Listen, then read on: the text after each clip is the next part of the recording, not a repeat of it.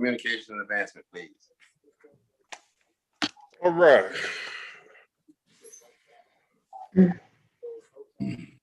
Okay, Dr. Swoop, if you'll pull up that PowerPoint so I can name who's all on the committee, please, ma'am. You're so kind. I believe Dr. Tucker's going to share his screen. Dr. Oh, Tucker, okay.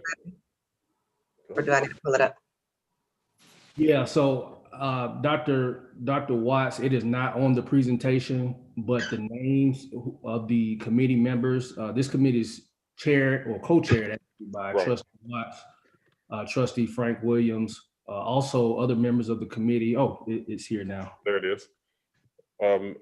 Trustee Gainey, Trustee Cole, and Trustee Cronkleton. So what I'm going to do is I'm going to hand this over to Dr. Tucker and just take it from here. Okay. Thank you, Dr. Watts, and hello to the members of the Board of Trustees. Today, we will start today's presentation for marketing, communication, and advancement with a brief presentation from the brand positioning doctors. Dr. Swoop, could you allow them in from the waiting room, please?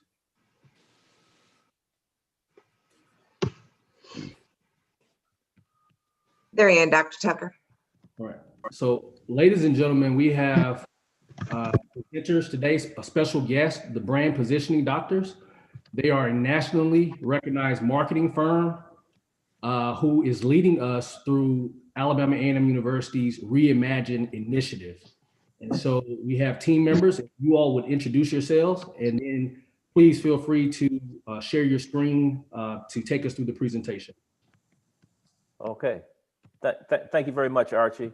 What we're going to do is we're going to take you through who we are and what we're doing for A&M and our progress. And I'm going to bring the screen up right now. Does everyone see that, the agenda? Yes. Yes. Okay, great. And I'd like to thank Archie and everyone for having us. And we are very excited about this project. So I'm gonna dive right in because I know we have a finite time. And what we're gonna cover is just give you a quick background on who we are, our road to raising capital, and we have our subject matter expert to talk about that. And then we're gonna leave room for questions at the end. So I'm gonna dive right into it. So brand positioning doctors, we're a brand strategy firm. And each one of us, Daryl, Cobbin, myself, and Larry, we've all worked on brands that became billion-dollar brands. And we've learned the art and science on how to build billion-dollar brands. Daryl D.C. Cobbin and myself, we're both Alabama A&M alumnus. So my major accomplishment, or one of my major accomplishments, was while I was at Oscar Mayer, I worked on Lunchables. And if you all seen Lunchables Fun Pack, I was responsible for the introduction of that. A lot of people don't know that brand was first focused to women. Then we repositioned it to kids, and it went from a $300,000 brand to $1 billion brand 17 years later. Also worked at Coca-Cola and Kraft in the area of brand marketing and digital marketing and Georgia Pacific. I'm gonna turn it over to my business partner, Larry. It's great to be with you all today. My name is Larry Taman. As Jeff alluded to, I'm a managing partner of Brand Positioning Doctors, and the three managing partners all have a lot in common. One of them being we all have brand management backgrounds, and so my major accomplishment, as you all can read, is that I led the most successful brand launch for Coca-Cola in the 1990s for Powerade, and have been involved in a whole lot of other consulting opportunities and situations such with ABC, American Express, and a lot of others. I will continue the flow forward. All right. And then our business partner, Daryl D.C. Cobbin, he worked on Sprite. I don't know how many people remember the Obey Your Thirst campaign.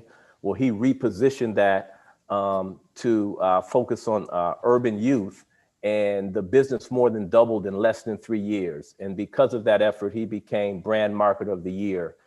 He also worked at Boost Mobile. He turned that brand around, and he worked at 20th Century Fox on Avatar, which at the time was had the most sales from a movie standpoint back then. And then our project manager is Jade Tate. She has vast experience in the nonprofit area, and she had the pleasure of working or the opportunity to work with Michelle Obama. Wireless stage. Uh-oh, okay. And work at the White House with Michelle Obama.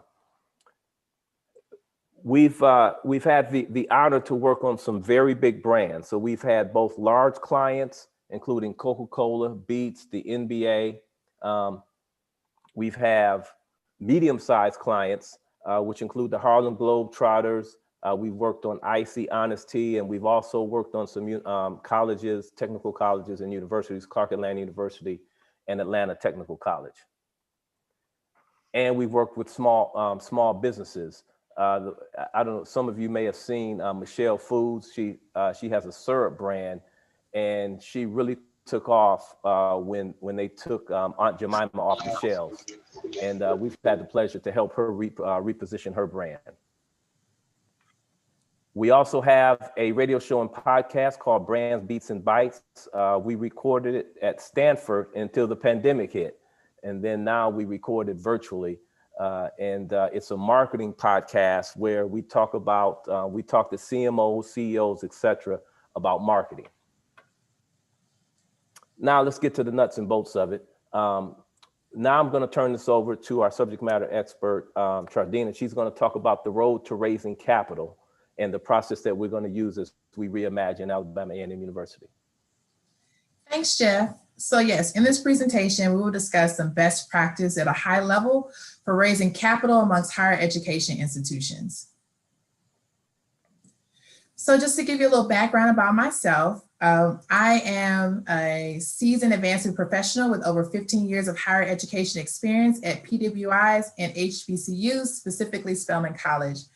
I have an expertise in major gift fundraising, alumni engagement, and volunteer management. I've raised millions of dollars and been a part of multi-million and billion-dollar comprehensive campaigns. Rochelle, who could not be here today, is a fundraiser professional with over 15 years of nonprofit and higher education experience in major gift fundraising and corporate and foundation relations. Next slide. So this is just an overview of what we will discuss at a high level, which is how roles and relationships provide results. So when you're working with different constituency groups, we all play a role, and this is a best practice in major gift fundraising. And all these roles work in partnership with your development and marketing communications team. And I'm gonna let you know right now, I'm probably gonna use institutional advancement interchangeable with marketing development because that's the term I'm most familiar with. So when you look at the president works in partnership with your institutional advancement team to set the strategic vision for fundraising. Your board of trustees or your foundation, they buy into that vision and not only support with their time and talent, but also with their treasure. Just anecdotally, Spelman has 100% board giving participation, which plays right into that strategic goal and vision. Your senior staff and faculty have to commit to the vision as well. So you want at least 100% giving participation amongst your senior staff. And your faculty staff follow the plan set forth by institution advancement to support campaign funding in the areas of scholarship, foundation and corporate relations, student recruitment and retention, and postgraduate outcomes. Your alumni and friends, they're your bread and butter and are critical in annual fund support and giving participation. And I want to give a quick shout out to Archie and his team for a 100% increase in giving this year.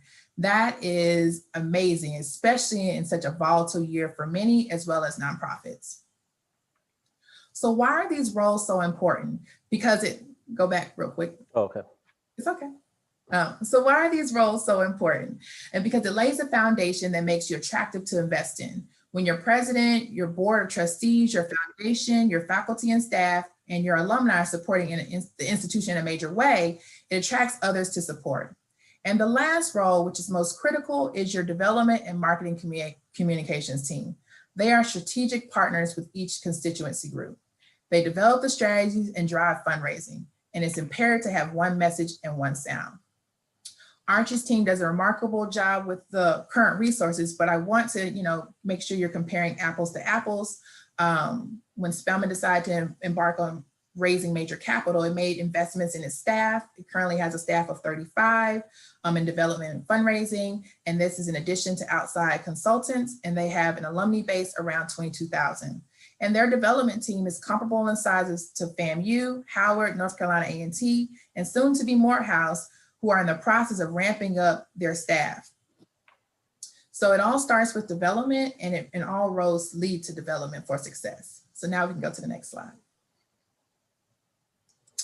So I would like to do a quick little exercise that we often do with nonprofit organizations and higher education institutions, where we are going to look at our fundraising sphere of influence. So if you have paper nearby, I would love for you to take it out and go through this exercise with me. It's something that I do quite often with volunteers, board members, just so we can stretch those relationships and figure out how we can connect the dots. So looking at the diagram on the inside, you have that first sphere, which is your close friends.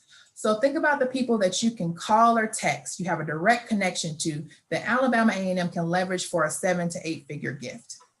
That second layer is your network connections. These are people you don't have in your phone, but you can call or email or get a direct line to. The relationship might be casual, but there's a friendly enough relationship to leverage on behalf of Alabama A&M.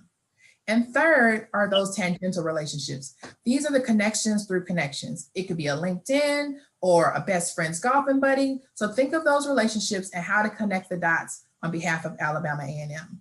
Think of CEOs, CFOs, venture capitalists, foundation grantors, philanthropists, and who is in their networks. Once you complete your list, please set up a time to meet with Archie so that a strategy can be developed so his team can go out and solicit those prospects and close 7 to 8 figure gifts.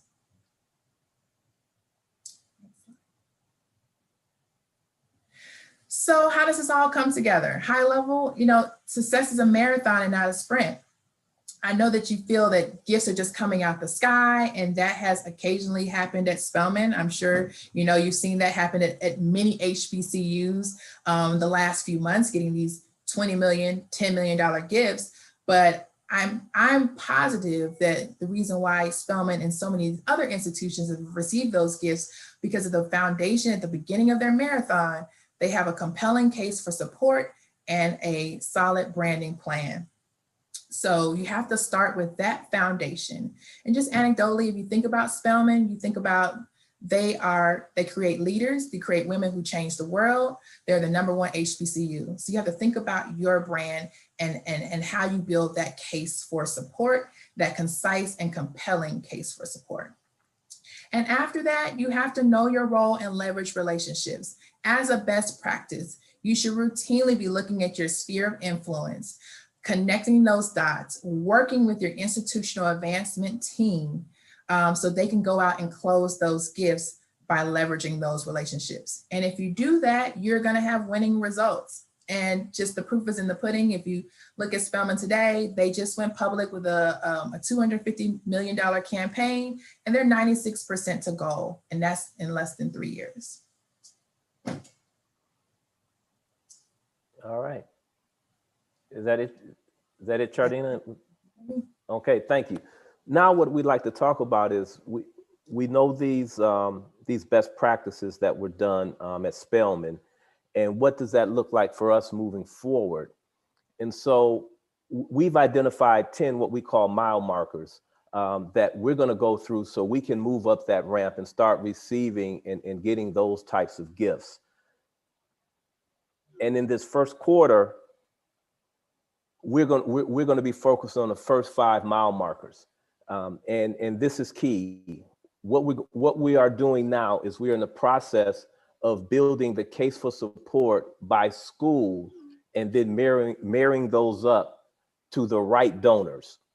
And I'd like to give you an example of that. The first thing we did is we went to our sphere of influence. And this is just a small sample. These are organizations where we could pick up our cell phone and call someone at the VP level or the C-suite level and get a meeting. But first, we need to have a reason for that. So in a conversation with Archie, for example, he was telling me about, looking at building a hotel next to the stadium or down a block over from the stadium. I said, well, let's call Hyatt because I have a VP at that level at Hyatt. So we'll be meeting with Hyatt next Monday. But also, if you look at Yum Brands and all these fast food restaurants that they own, we're going to marry that up with our food service department. When you look at Georgia Pacific, because I know the person who's the president of the foundation, we're going to marry that up with our forestry division and so forth. So we're going to take the best practices that we know from what's happened at Spelman and these other institutions. We're going to apply it here. We're going to build our brand so we can start to get these major gifts. And that's where we are, and we'd like to open the floor. We've got a few minutes for questions.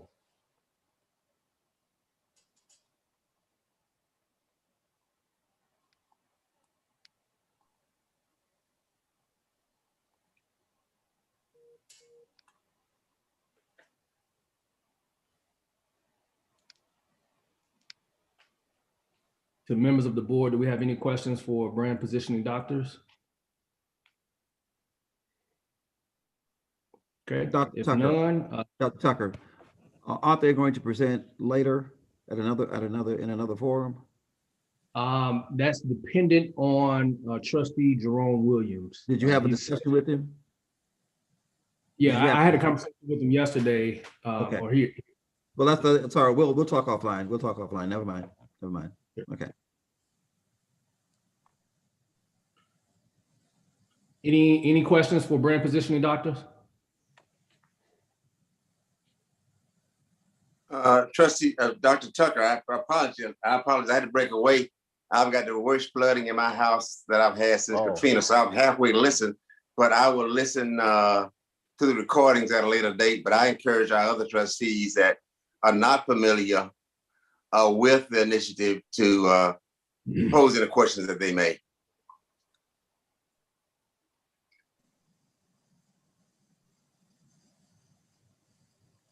Where are we with regard to our reasons? In other words, do we have our storyboard together yet on the reimagined Alabama A&M? Yes, If great. you want to talk about that, that's basically the case. Yes, right. So we're building the case not only for A&M, Trustee Crunkleton, but it's also for each school.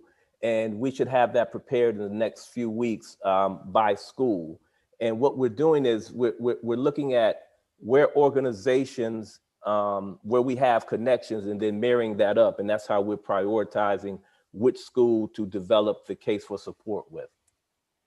One more question. Have you had an opportunity to become aware of all of the initiatives that are now underway at the university? Because it's a long list. Yes, are you referring to the list of 63, or is that a different list? I don't know it by that number. Yeah, so I'll chime in here. So what Jeff and his team has is there was a list of about 65 or so projects that were developed. So they do have that and they're aware of that. Beyond that, yes, they do know of several of the things that we are doing in terms of initiatives at the institution, from new construction to some of the programmatic efforts. So I try to, we meet once a week. And so I've been keeping them abreast of everything that is happening university-wide from an academic standpoint, student standpoint, and athletics as well, and facilities. Okay, great. Do you have our review goals, objectives, timelines, expectations, and what we expect to get in that timeline or after that this initiative is ended? That may have been mentioned earlier when I was trying to fight with this water, but if it is not, then I'd appreciate having a clear picture of identifying where we are, what we're doing, and where we're going, and our expectations. Jeff, if you wouldn't mind, would you go back to the slide that has the various brands and companies on it? I think that's going to help. Okay. Let me pull it. Let me pull it back.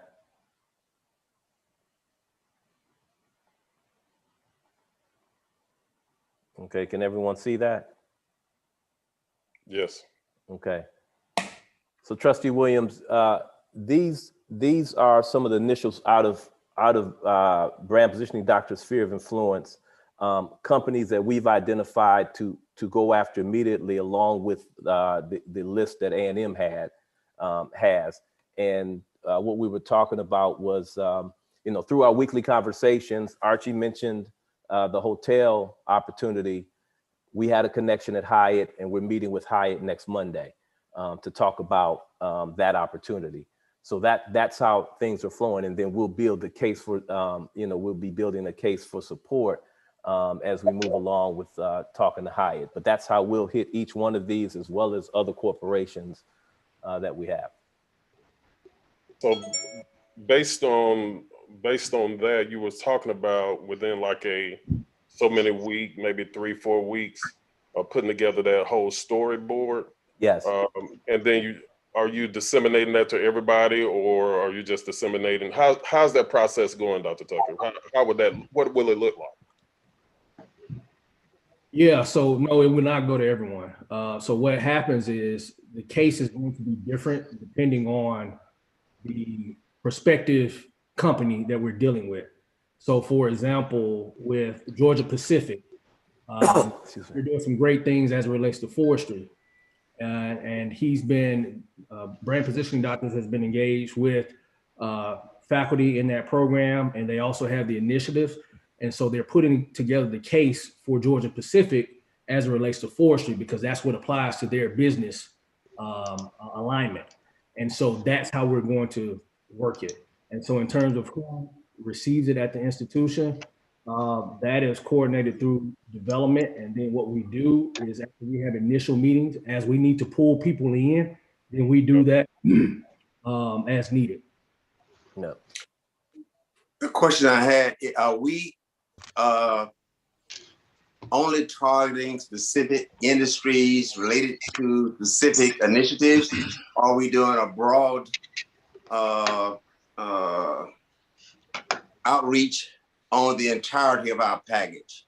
Is it packaged in its entirety being presented, or are we picking bits and pieces and trying to match that with industry that we assume will be supportive of it? Yeah, it's more of the case of what you just said, Trustee Williams. We're starting from this best practice of a sphere of influence, and say, hey, okay, what are the companies that lie in here, and then go after them because we have the relationships to do that. And there's enough relationships where we can make a substantial, move forward substantially with going toward the goal. Yeah. Hey, Mr. Shirley, this is Trustee Gainey. I'm sorry I missed the presentation because I was also dealing with some personal matters that I had to take care of quickly. Quick question I have, I think, and also to Archie, you can help me. I guess I know we were at the point of making a decision. Now we have someone, and I think it would help if we know exactly what the messaging, are you developing a messaging? Are you going to present something to us?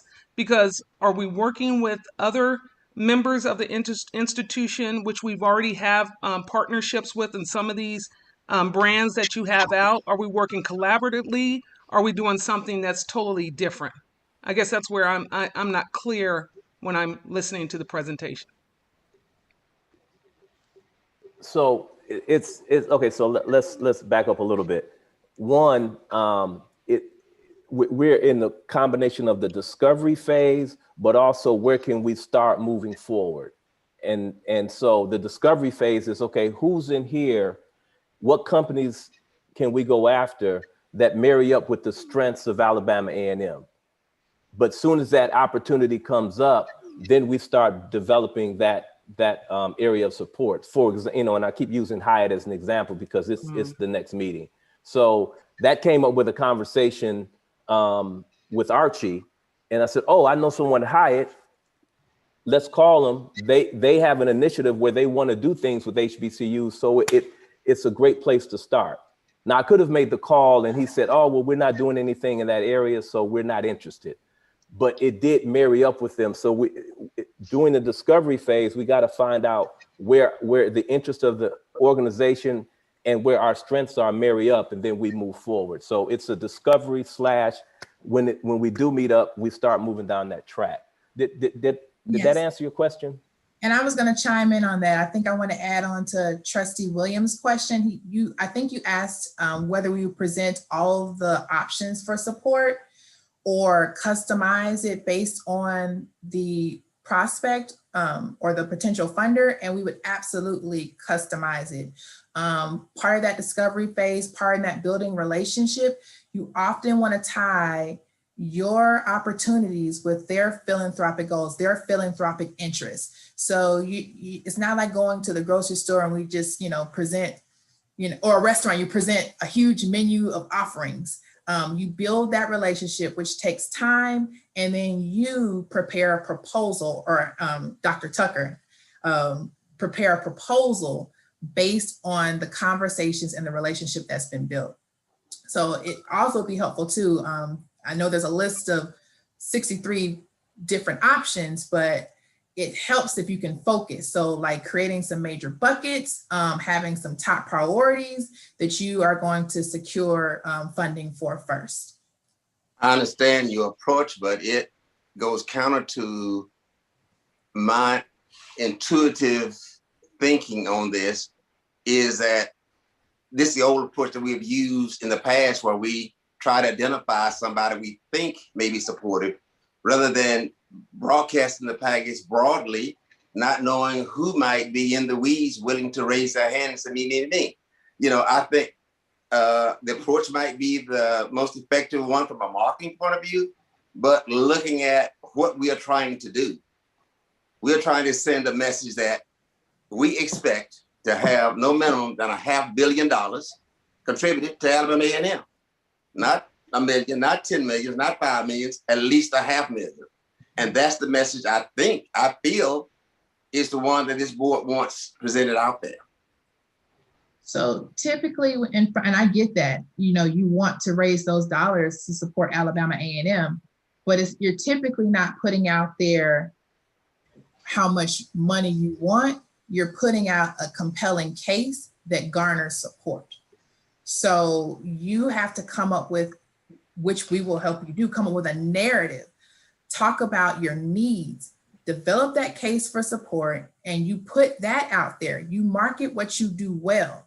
You market what you've done well. And that is what will attract the gifts. And also working on your relationships. So not only attracting new gifts, but also upgrading your current donors. If you have 5-figure and 6-figure donors, that's how you build that. Again, I don't mean to be disrespectful, but that's the old approach we've used. I'm trying to have us use a new approach.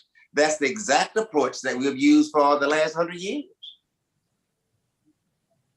That's what I'm trying to get us away. Well, yeah, you incorporate that, you bring that in the process. But we're thinking small, we're thinking narrow, we're thinking in a constricted area. And that bothers me. Yeah.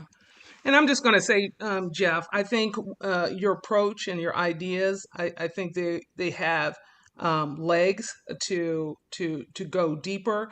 But I think when when I'm looking at the list, I see we had a previous board member and a classmate who is on the foundation. I think we both know who that is. And so Georgia Power just recently divvied up money and gave close to $250,000 to $500,000 to certain HBCUs. So I think what we were looking at when we were part of, and I think Crumpleton and Tucker, when we were part of the Reimagining campaign, is to kind of think bigger than what our current professors and people are doing in their discipline areas, just giving a fresh look at something new that we currently are not tapped into. And I know that takes work. I know that takes relationships. I think you guys have that, Jeff. I think even Daryl, has that. And I think that's kind of what we're looking for, a more broader perspective of your reach in the area of corporate and public and private donorships. And I think you have that. It's just that what we're seeing is typically what we were trying to get away from, and we're trying to expand it. reimagine is big ideas.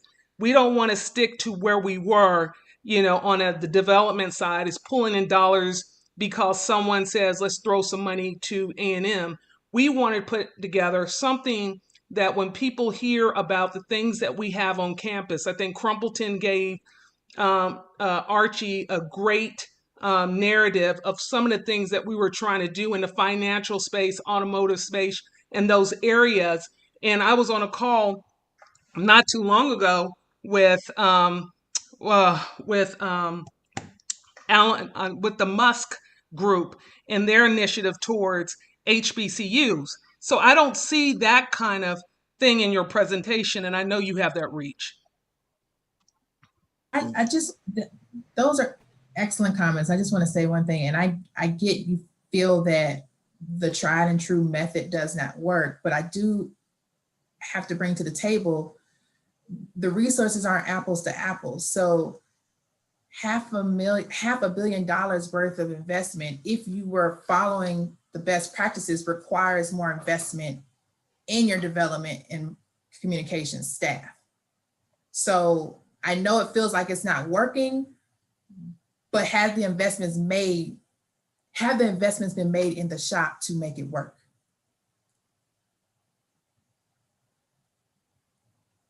Can I jump in and ask a question? And I think I'm a Zoom etiquette person, so my hand has been up. Okay. But my question, and you all kind of moved away from it when I originally had it, but is there any focus or any attention being paid to those alums from Alabama A&M who are currently positioned in some of these corporations that you may or may not be looking at to leverage their buy-in, interest, support?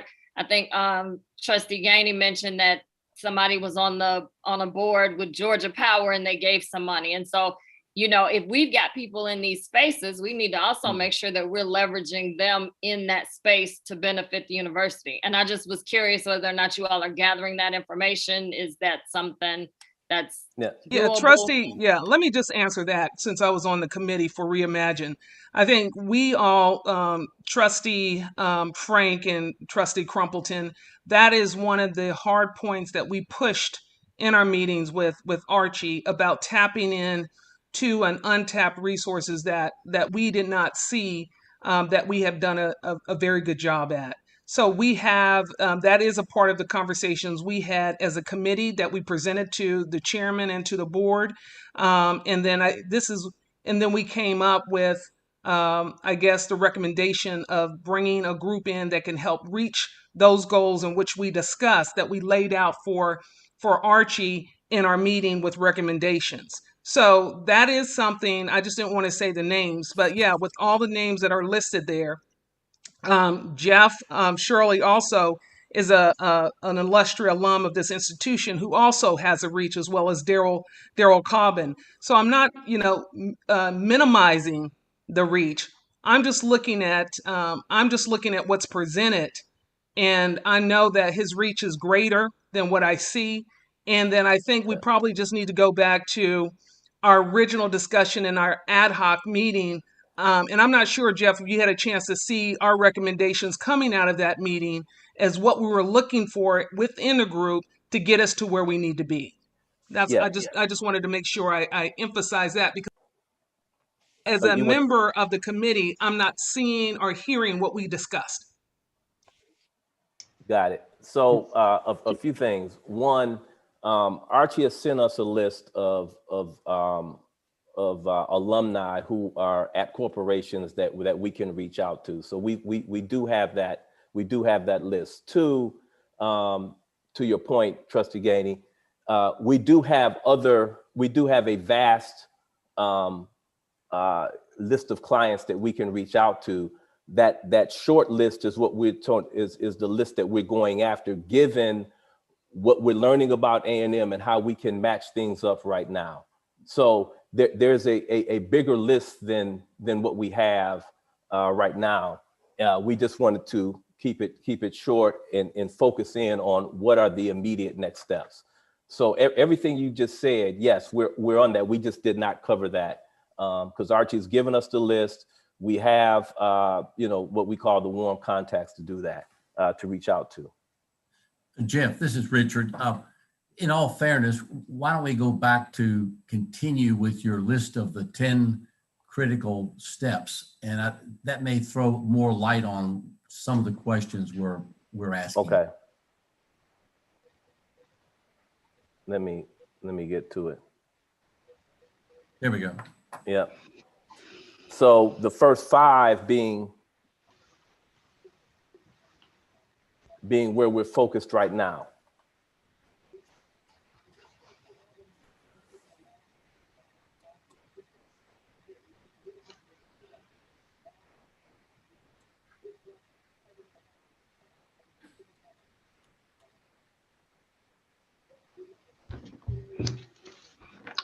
And we can get this out. I can get this over to Archie. But this is what we laid out.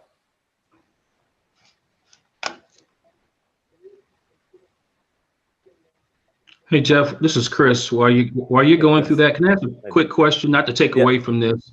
Are you guys are you working with other universities on something of this sort?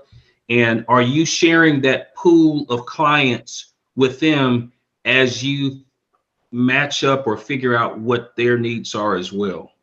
No, A&M is the only university we're working with right now. From a giving standpoint, we work with other universities on the brand positioning part, but not from this part.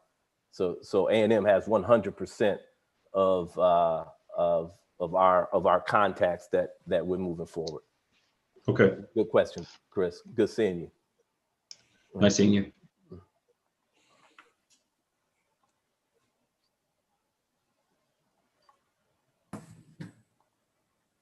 One more question, and you probably said this. I was logging on before you started, and when you met, did you look at our campaign plan, campaign plan that we did, let's say 10 or so years ago, or started, and look at that and see what they did and see the results from that?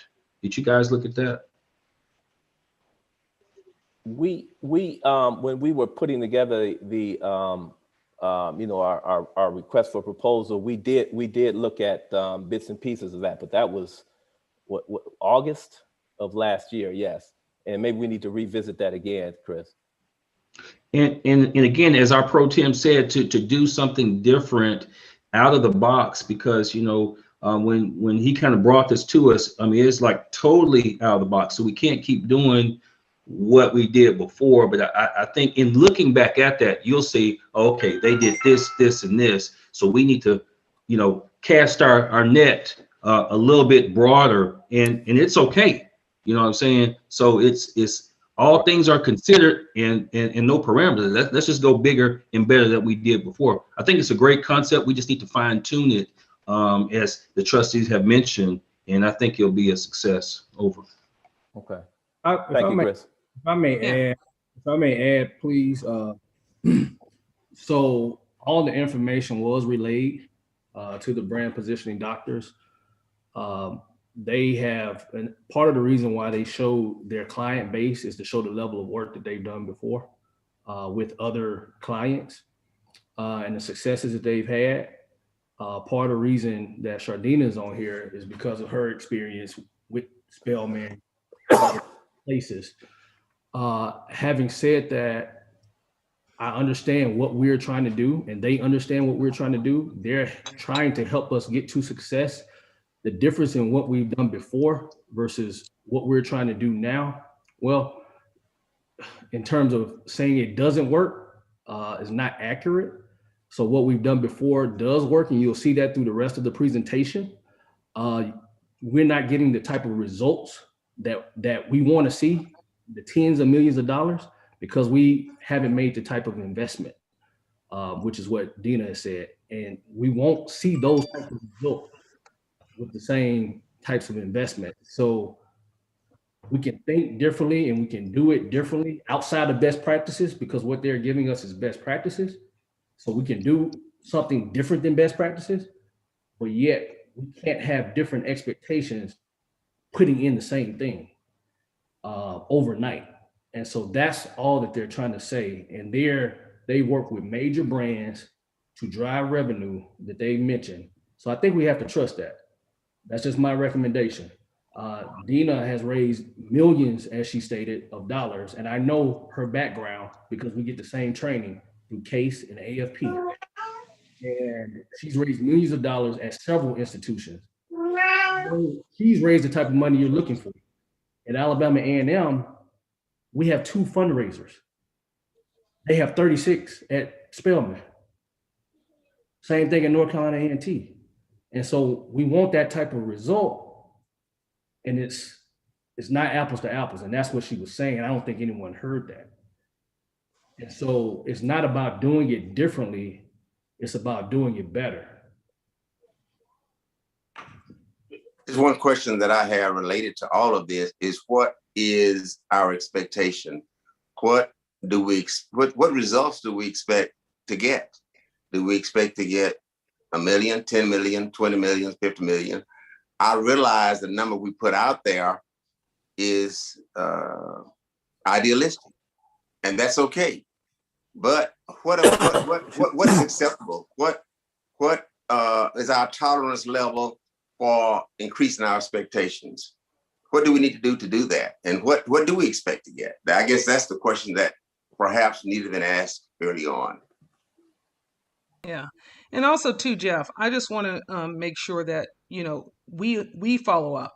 I was hoping that we had a conversation prior to, the board call. And I know that we got off track with my assistant, but we never had any reach out from your team since that one time that we missed that call.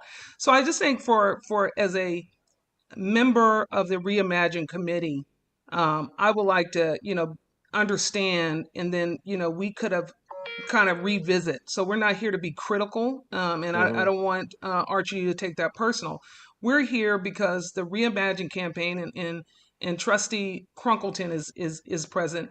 We were to think beyond what we currently were doing. So it's not about Chardina, we're not here to say what you can't raise and what you cannot do. That's not the purpose of the Reimagine campaign was to reimagine ourselves different than what we typically have done. And a lot of times we forget that the resources we have are right there in our backyard. And so some of those things we have not even touched the surface of. And relationships are great. Alumni is great. That's going to continue helping Archie reach his goal. But with everything that's going on now, which what Chardina has touched on how Spelman and Morehouse and Howard has taken advantage of that by having certain people in position, especially in this campaign, this administration, with Stacey Abrams, with the mayor, Keisha Bottoms, and looking at our Secretary of State, who happens to come from those institutions that really didn't have to do much of a push. We realize that we are going to have to do some work, but we also realize that we have a lot in our backyard that has been untapped. And that was one of the purposes that our chairman put together 3 people on this committee to work with Archie, of the thinking beyond what we typically do. And if it's coming across as critical, that's not our intention. It is that what we imagine this to be is a lot bigger than what I see and presented. That's all. And I wish we had a conversation prior to this, and then you would have understood from me of how I felt about that going forward. Trustee Gainey, if I may say one thing, I totally hear you. One of the things that we're trying to do is you guys have such incredible strengths, like with food science and things of that nature. And that's Yum is up there because we actually we know who the CEO and CMO, we have relationships with them. And so this is what we're trying to do is take the strengths of Alabama A&M, which are incredible, and then marry that up with the appropriate donors accordingly. So we're still in that early discovery phase to make sure that we do it appropriately. So hopefully that's coming across. Please don't take it as being critical, Larry. We do understand. I think our food and science have have raised tremendous amount of resources and has definitely under Dr. Schufer, who I knew when I was there, have done unbelievable things to get us there. And working with tire companies like Pirelli under Dr. Thompson in the chemistry department, physics. We have an outstanding provost who has put together, which I call him the chief academic officer, who's put together a major curriculum around cybersecurity, tech. There's a lot of areas, and don't get me wrong, I think you're on the right track when you say that, Larry, researching. We're just saying that there's a lot of stuff in our backyard that is untapped. And yes, Yummy is a great way to start talking about what we're doing, but I believe the food science people have something out there, and just trying to figure out what other folks are doing that are having these, $10 million, and also in the hemp industry, they're having these grants and all this stuff. How are we working with these to make that bigger opportunities for the institution? That is all I'm saying, is that when we talk about Reimagine campaign, Archie has done a great job on the development side. We were looking at doing something grander than what we've already done and tapping into some of the resources that we haven't done. And it's not about being critical. So I don't want anybody walking away saying we're criticizing what you're doing. We're just saying, I'm saying from someone who was an active member on the committee, and I can have Crumpleton and Frank to back me up, we emphasize what we wanted and what we wanted to see out of the company that we hired. That's all.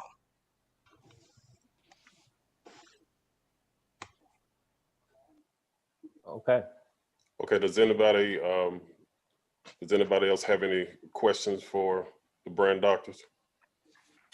Yeah, I'm I sorry. think there's a way for us to take some of the outstanding things that are going on at A&M and getting these in the press where we can get some press attention, and that will help increase our strength when we perfect the pitches and we identify the people we're going to contact, and we go through that process, because there's a lot of stuff actively going on right now at the university that, if publicized, I think would help soften the donor base. Is that realistic? Yeah, that's realistic. Yeah, agreed. Agreed. That's absolutely realistic. You want to toot your horn and toot it well. And again, that creates brand awareness and makes you a better investment. So yes, absolutely. And I think that would be an area we really would like to focus on here initially too, while we're developing the fundamentals. And what you're telling in these 10 steps are good fundamentals. They're rock solid. That's how you do this thing. But what we're trying to do is lift this thing off a little bit earlier from the runway if we can.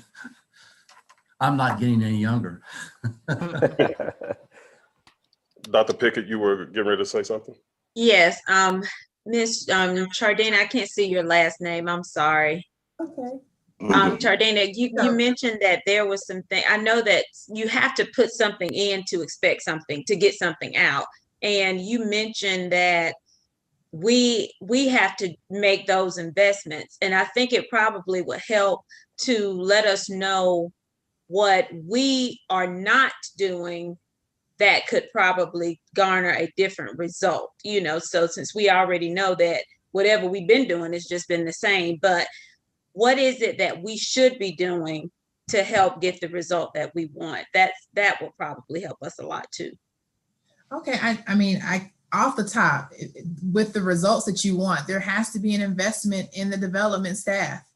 Because again, even having the branding doctors, they're here for the liftoff, but you still have to continue this on. This is a marathon. So once you get these donors, you renew that support, you upgrade that support, and you add more donors. That takes staff. So you have to invest in the infrastructure of the development team. It has to start there. $500,000, $500 million. That requires staffing. That requires continuity. That requires significant support. And again, I think leveraging. So Jeff has got relationships, but digging deep into your relationship, thinking outside the box. I know it's what you've been doing, but it works. It really does work. Relationships matter. Volunteers close more gifts in partnership with development.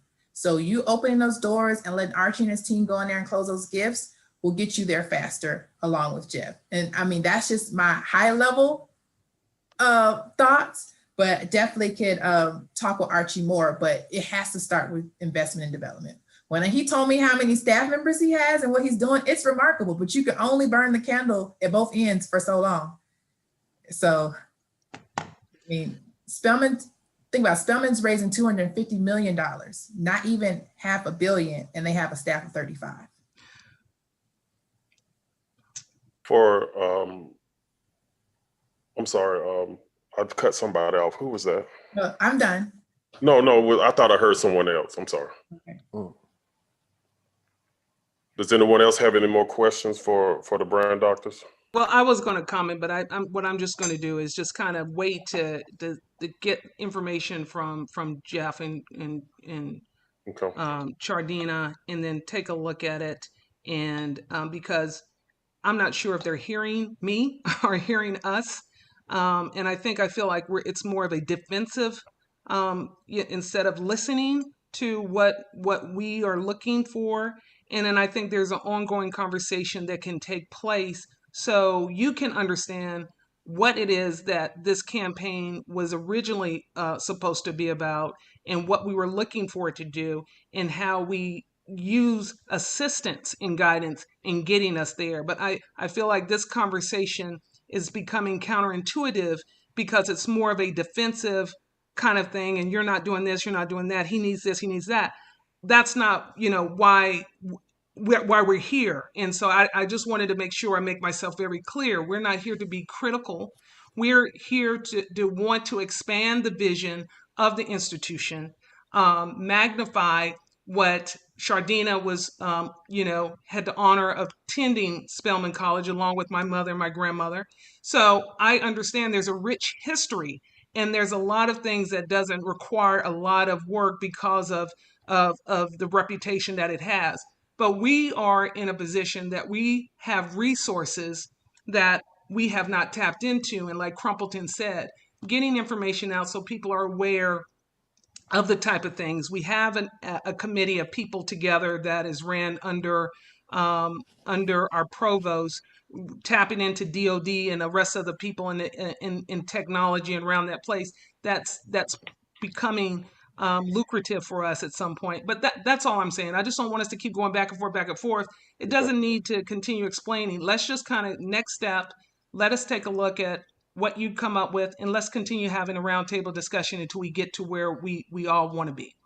Because I think that's what we want to be. We want to get to where the Spelman, where the Morehouse, where the Hamptons are. And so that's going to take work, and that's going to take knowledge and the expertise of the brand partners. But I don't want to get into a back and forth about, what not doing what we should be doing. Let's work on a plan to get us there.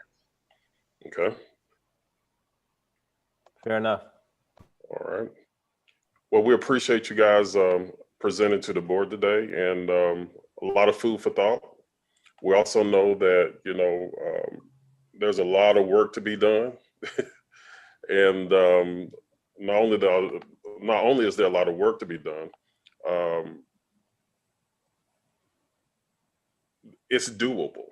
And that's the whole thing, is we just have to figure out how we do that. We know that, we have to have staff in order to do things. We know that we have to have donors in order for everything to move. We know all the pieces that we have to have in order to push it forward. And so I want to thank everybody for their input. I will get with Dr. Tucker and kind of expound on some of the things that were said, and then the original group that did the Reimagine campaign and whatnot. Everybody get together and do what they need to do in order to push the university forward, because that's what we're all here to do, is to make sure that the university gets to where it needs to be. How we get there is a whole nother subject, but that's what we are with this now. So if there's anybody else that have any questions before Archie goes on to the next thing that he needs to present. I'm sorry, Dr. Tucker. Okay. Dr. Tucker, you have some other things after this, correct? Correct, yes. Okay. Okay. Thanks, everyone. Thank you. All right. Good meeting you guys. Yes, nice meeting you all.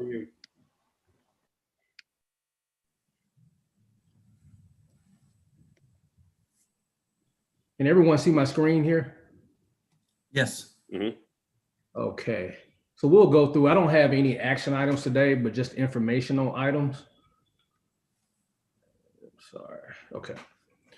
So I want to talk about past and present results. So FY10, I believe, if I'm not mistaken, that marked the conclusion of Dr. Hugini's first fiscal year here at the university.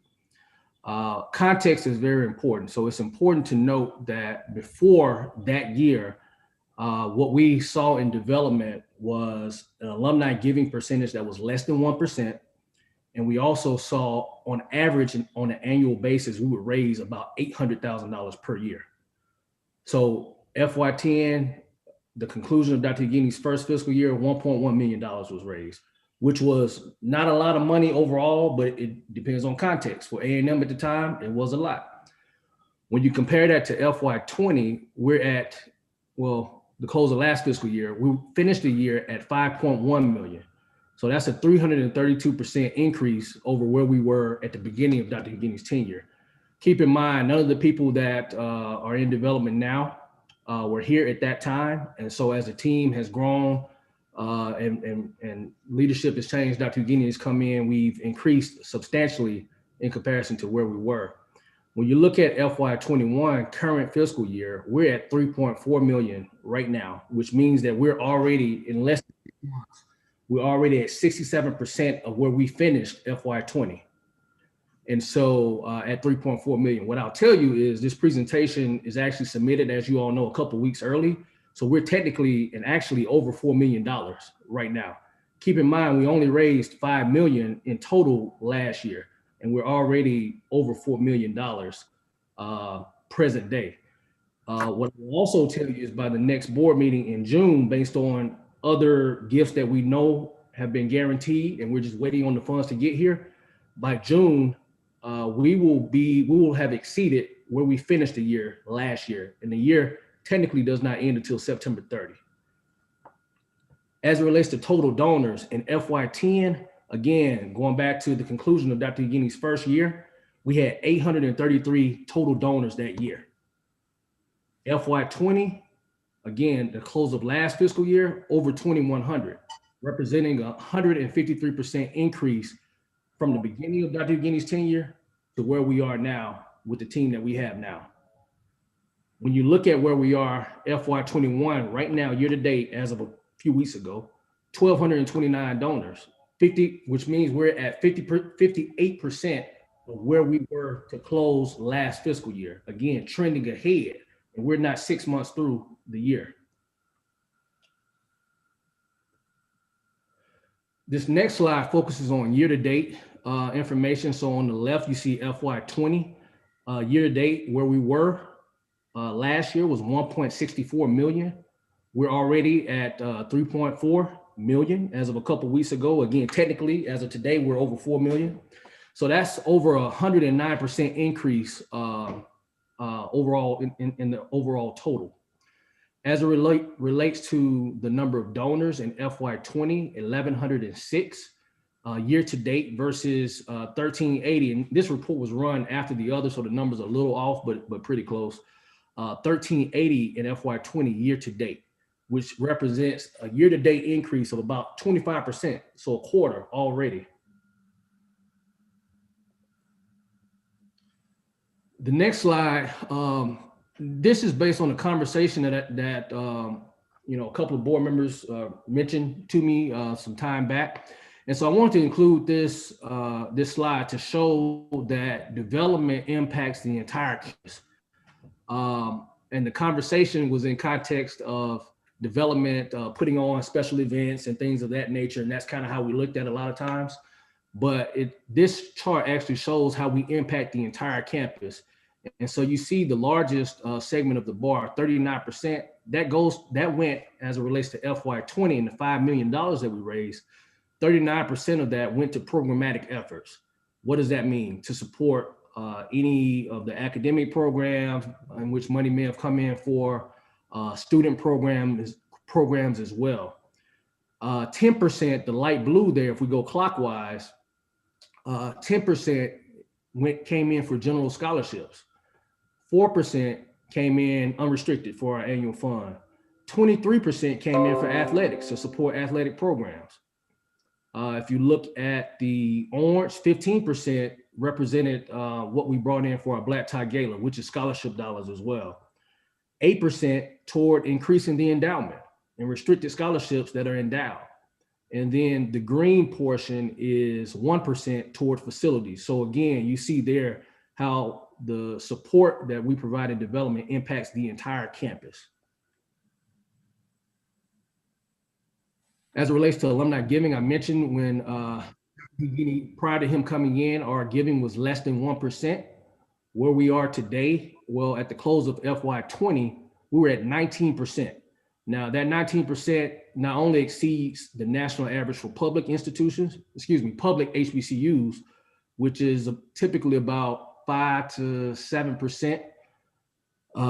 It also exceeds the national average for private HBCUs, which typically is about 7 to 9%. In addition to that, it exceeds the national average for all institutions in America, not just HBCUs, all institutions, at a clip of 19% alumni participation. So we're above the national average for all universities in America. Oh, wrong slide.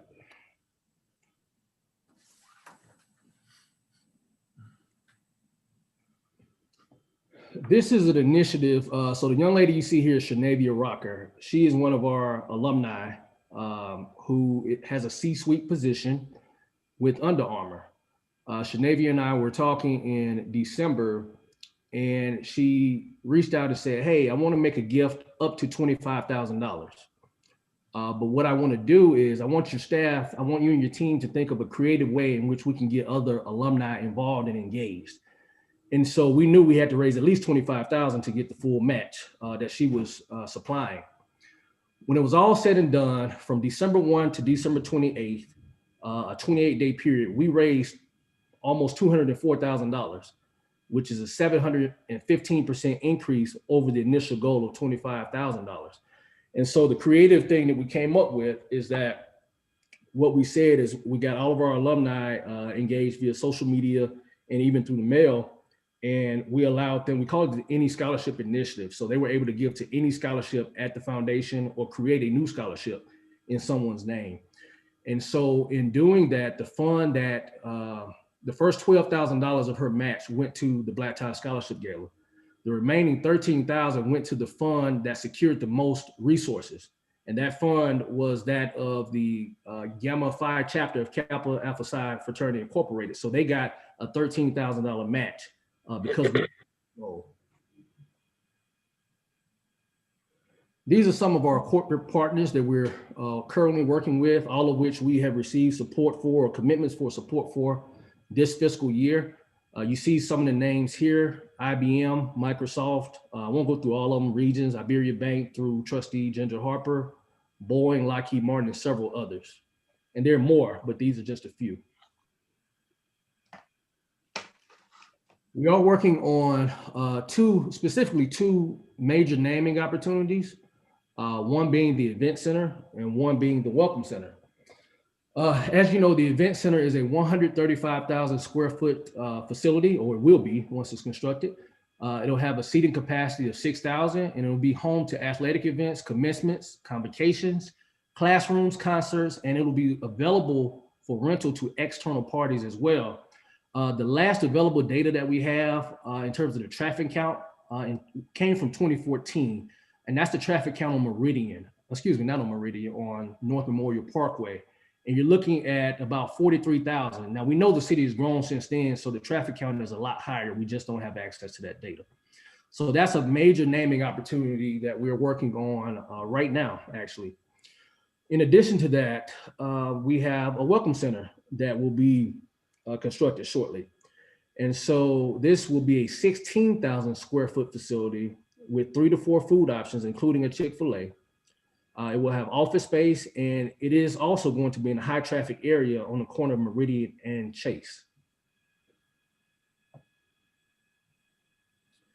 New strategic collaborations and partnerships. This first one is Straight to Ale, which is a local brewer. And we talked about this a little bit last time, Straight to Ale, but then also IBM. So we're straight to L. Again, this is a brewery in Huntsville at Campus 805. It is the largest craft brewer in the state and has the widest distribution of all of the craft brewers in the state. And they actually extend to multiple surrounding states as well. The objective with this collaboration is to create an Alabama A&M inspired beer. The cost to Alabama A&M is zero. Didn't cost us any money, just some time and effort. The benefits to the university is that we will receive a revenue percentage from every case sold for the life of the product. One thing that I'm really proud about is the experiential learning opportunity. So we were able to get our faculty and students in food science and also in our MBA program involved. And so our food science students are actually working to develop the beer with the brewmaster. Excuse me. And so you'll see some photos of that here shortly. The MBA students work with our marketing team and the Straight to Ale marketing team to actually develop the actual name of the beer, which we can't really disclose right now because it's still going through the process, and to collaborate with, again, with the teams on the marketing and branding rollout. So this has not been announced yet, other than, it is official, but it has not been announced other than in the board meeting. And so you haven't seen anything in the press about this, but it's coming. There was a national aluminum shortage, and so that put everything back. So we're just waiting now at this time. And then what it also does is it increases the brand positioning locally for the university and enhances the national brewing market once this does hit press, because it will be a very big deal.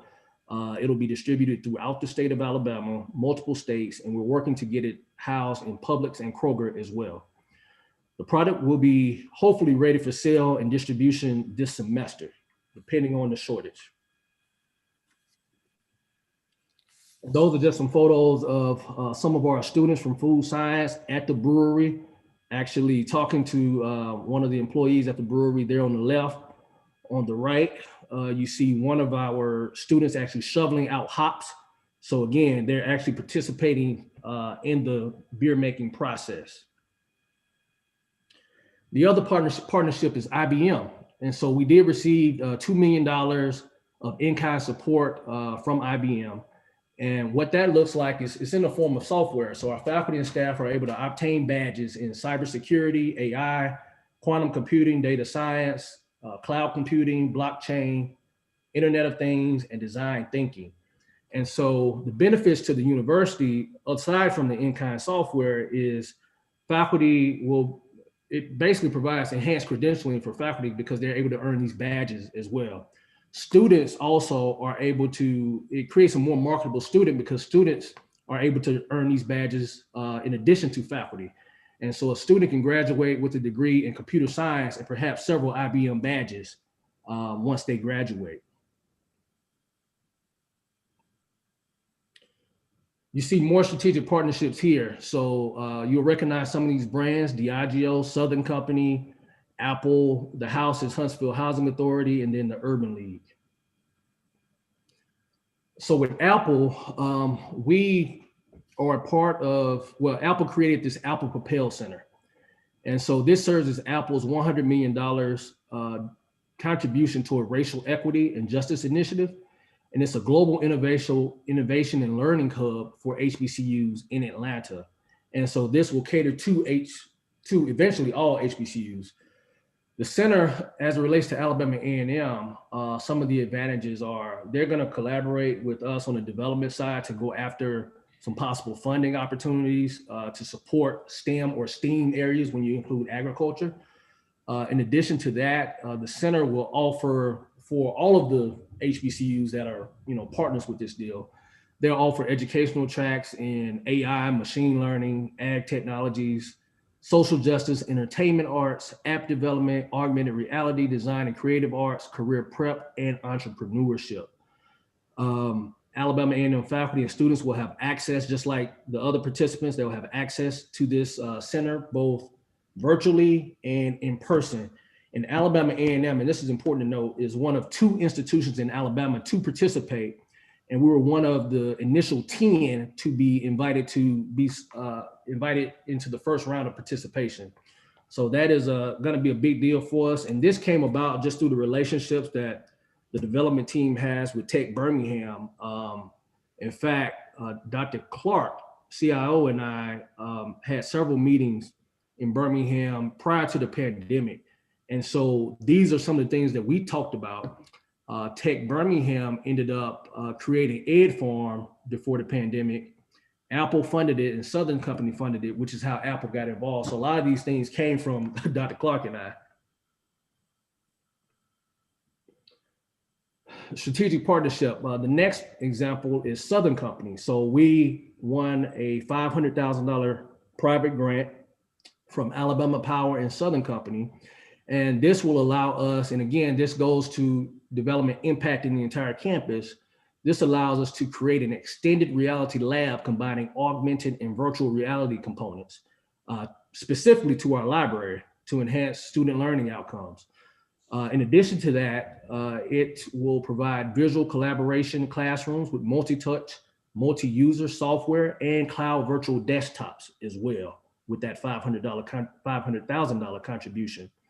Key departments that helped to secure this funding, aside from development, was IT and Dr. Clark and his leadership, distance education led by Dr. Rhonda Jackson, and under academic affairs, and then also the Office of the President as well. Another partnership is Urban League and Huntsville Housing Authority.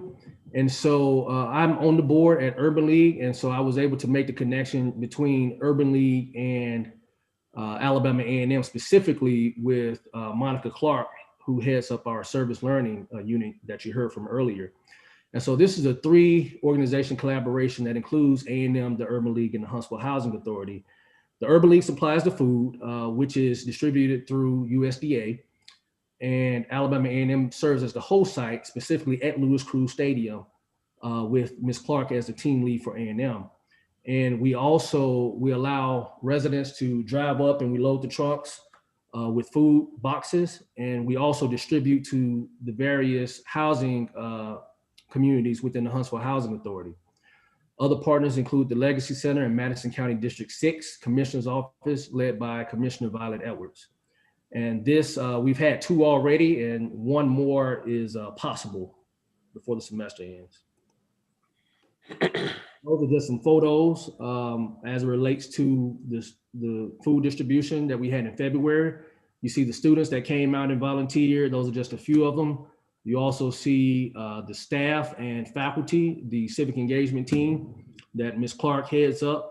And you see the picture on the bottom right-hand side. That's me before I threw my back out, lifting a box and handing it to a young lady there.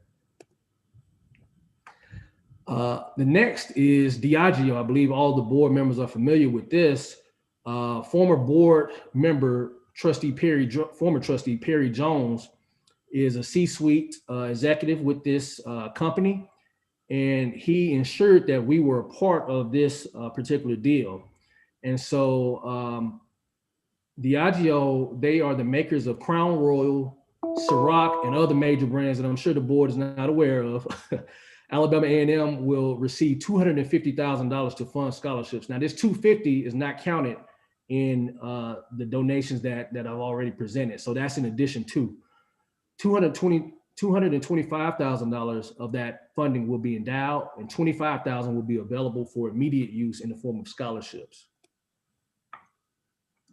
As it relates to positive press that we've gotten from the food distribution, you see there 3 of our major local news television stations came out and covered that event. The Apple Propel Center, of course, it was Apple, so it was covered everywhere, but here locally, it was covered by the Huntsville Business Journal. IBM, that was covered by Newsbreak and WHNT, which is local. And Diageo was covered by AL.com, AP News, Star Tribune, US News, and other sources as well. Our Start and Go podcast, again, that was launched in September, is designed to tell the Start Here and Go Anywhere story, which is why it's called Start and Go. It features faculty, staff, alumni, and others who shape our nation. And in February, we had a Black History Month segment. And in March, we're featuring women with Women's History Month. And that'll conclude next week with First Lady Abigail Houdini. And these are just some of the graphics that were created, and it basically just shows you some of the people that we've interviewed, from faculty to staff to students to alumni. You see a couple that I just mentioned: Lieutenant Governor of Wisconsin, Mandela Barnes. You see Trustee Jaffe Jelks, our SGA president. You see a number of other students, Representative Anthony Daniels, Drew Hill. You see other alumni there as well. 20th annual Black Tie Scholarship Gala. So this is last year's gala that was supposed to occur in April, but it actually occurred I think it was broadcast in November, presented by MT3 Properties. This was our first time having a presenting sponsor for this event. MT3 Properties is owned and operated by Shala and Michael Ford. Michael Ford is a C-suite executive with Microsoft and an Alabama A&M University graduate. And we have a great relationship with them, and that relationship is growing with him and Microsoft. And so we were able to raise almost $327,000 for that virtual event.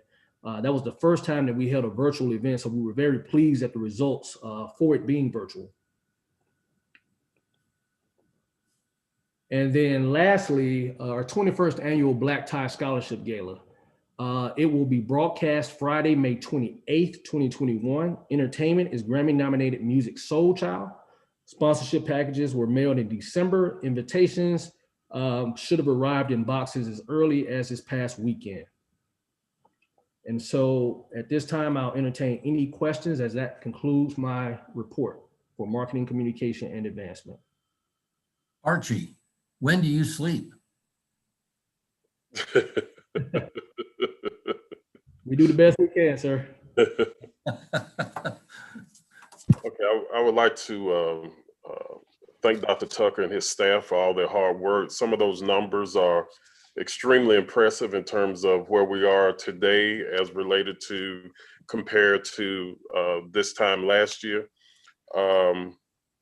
The impact of what you've done up to this point as it relates to all of the strategic partnerships with the beer and Apple and IBM and all those things that have been put together, you and your staff ought to be commended for making those things happen. Does anyone else have any questions for Dr. Tucker before we move to our next? Really quick, Dr. Tucker, it's Trustee Harper. Just wanted to let you know that the sponsorship check was approved through our foundation, and so it will be cut on the 1st, and so you should be receiving that very soon. Thank you. We appreciate it. And I just wanted to add that Dr. Tucker didn't get to talk about some of the other things, but we do have some other, hopefully, partnerships that are in the making. So we know the ones that are listed are the ones that are confirmed, but he does have more coming. Correct. Thank you. Is anyone else? If not, then that would end this segment, and I'll turn it back over to you, Trustee Will. Thank you, Trustee Watts and Dr. Tucker. I really appreciate the dialogue that we had on all of these issues. So we do want to move forward. That's the whole purpose of having a discussion and having all the great minds that are on this Zoom and around the country participate and make suggestions and we're going to make it happen. We're going to make it work. So count on that. If there's nothing else, Trustee Watts, we move to the next committee. Okay. Dr. Clark,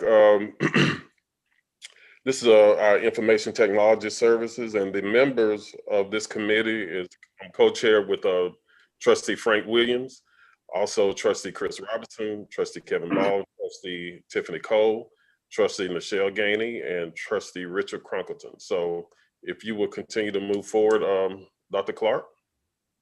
Hey, thank you, Trustee Watts. Good afternoon, everyone. Good afternoon. So we heard some wonderful presentations previous to mine. I just want to highlight some of the things that was said before, starting with the finance presentation, which talked about the infrastructure upgrades that we did. I want to add something that I feel should have been added in the finance presentation. When we look at the infrastructure upgrades that we made from a technology perspective, it should be said and it should be noted and it should be remembered that these infrastructure upgrades started well before COVID, well before we knew anything about COVID or pandemic. The finance team had the foresight to invest in these types of infrastructure upgrades, which are serving us well today. So some of these initiatives which started before last spring, but were going on during COVID, was the high bandwidth fiber connectivity to every building across campus. And that continued last fall with high bandwidth Wi-Fi upgrades in the residence hall, which allowed students to stay in their dorms and be able to do online learning. And over the, it started over the holiday break last December. We continue those Wi-Fi upgrades to the academic buildings. And now out of the 30 buildings on this, over 30 buildings on this campus and in the farm 10 miles away, we are almost done with the Wi-Fi upgrades across the academic buildings. So we're still working on the buildings at the farm, but all of the buildings on the main campus here in Huntsville are connected by high bandwidth fiber optic cable, and the installation of the wireless access points completed. So we are currently doing work on the back end to ensure that all of the security mechanisms are in place with the Wi-Fi upgrades. Just a note on the farm infrastructure upgrades, along with the Wi-Fi upgrades to each building, we were successful in obtaining a National Science Foundation grant, which will fund and pay for a fiber optic cable connection from the main campus to the farm. So that cable will run from Carver Complex to the Acquisition Center.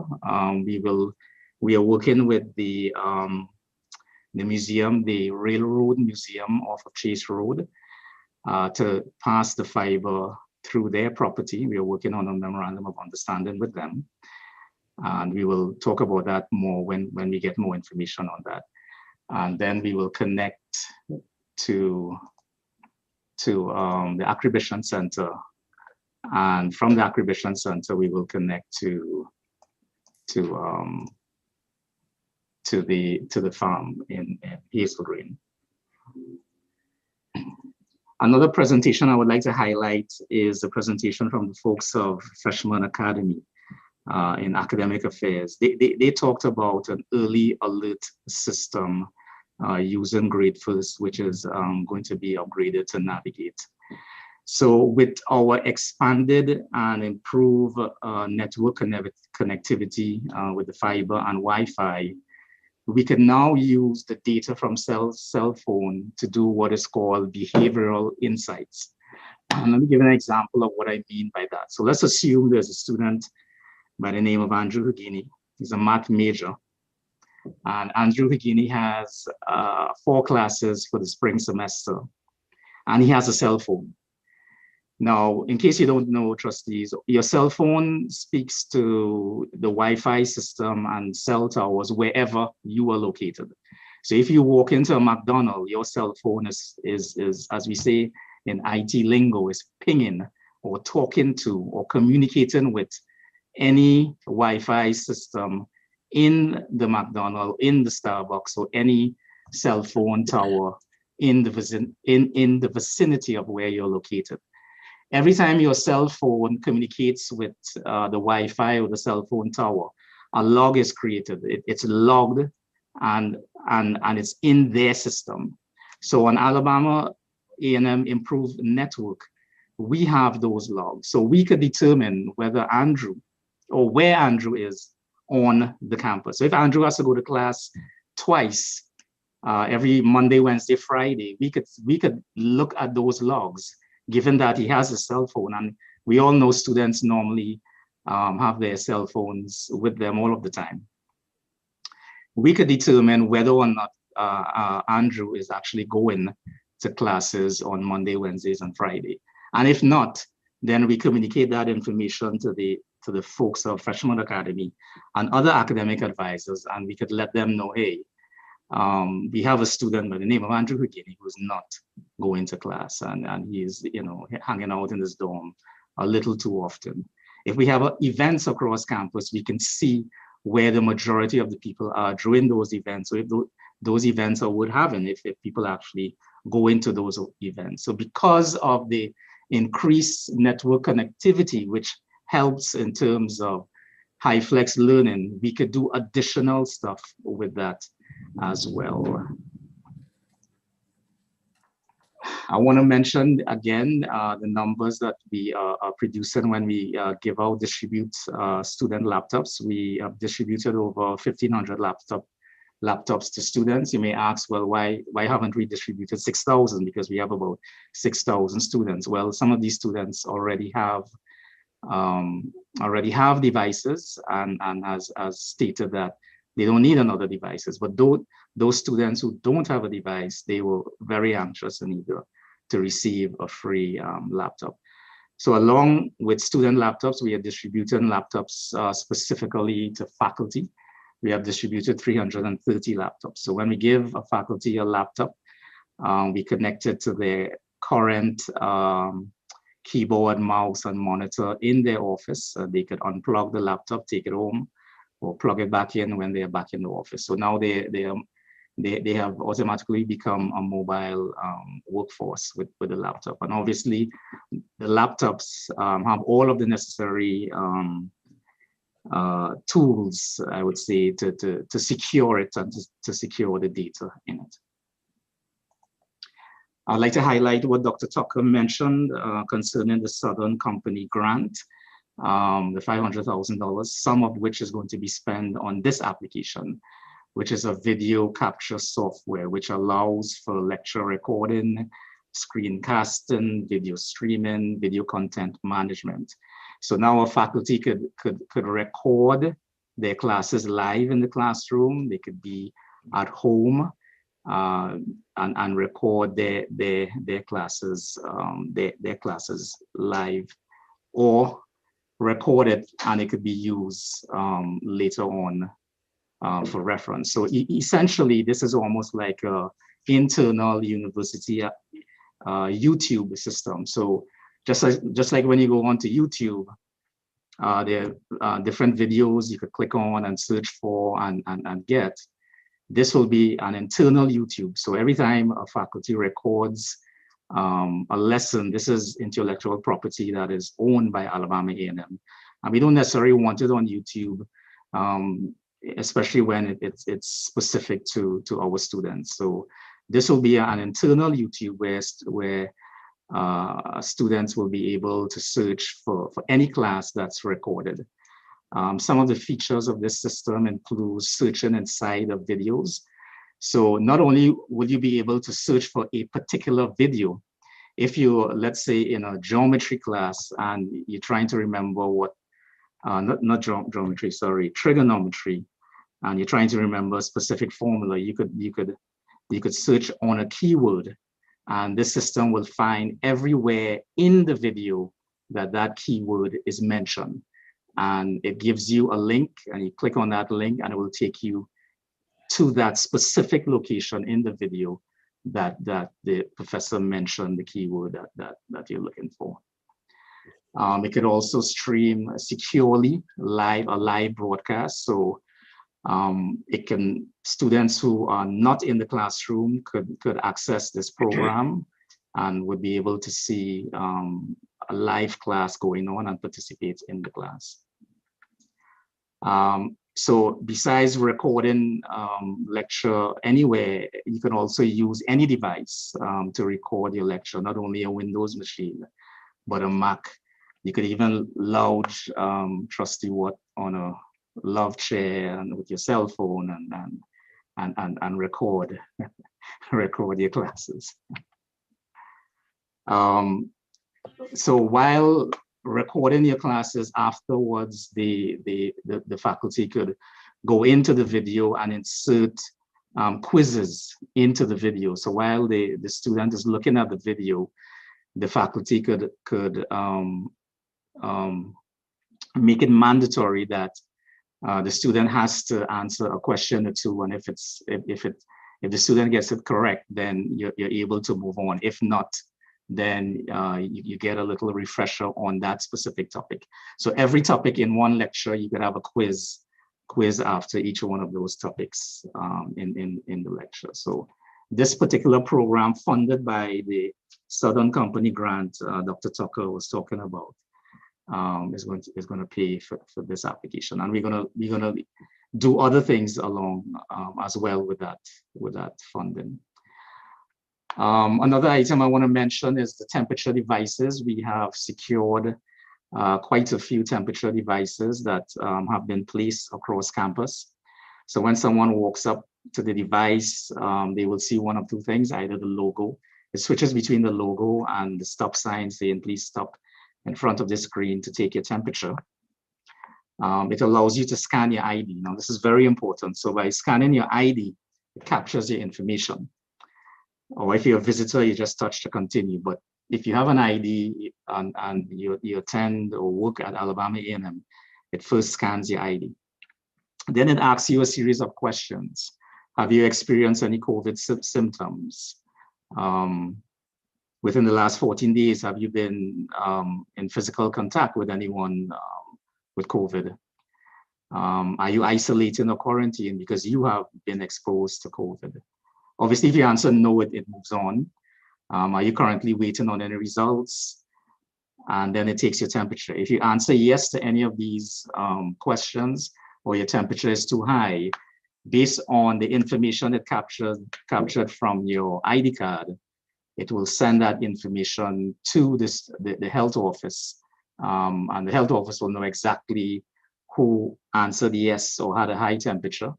And it will ask you to report to the health office. It will give you the information on where to go to report to the health office. So that's my presentation today, not very long.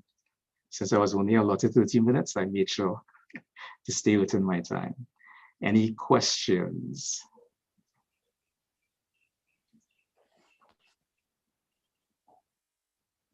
All right, thank you so much. All right, Dr. Clark, we appreciate that. And I'll turn it back over to you, Dr. Williams. Thank you, Trustee Watts and Dr. Tucker and Dr. Clark. Thank you so very much. If there are no further comments or questions to those committees, then we'll move on to athletics. Trustees Ball and Gainey.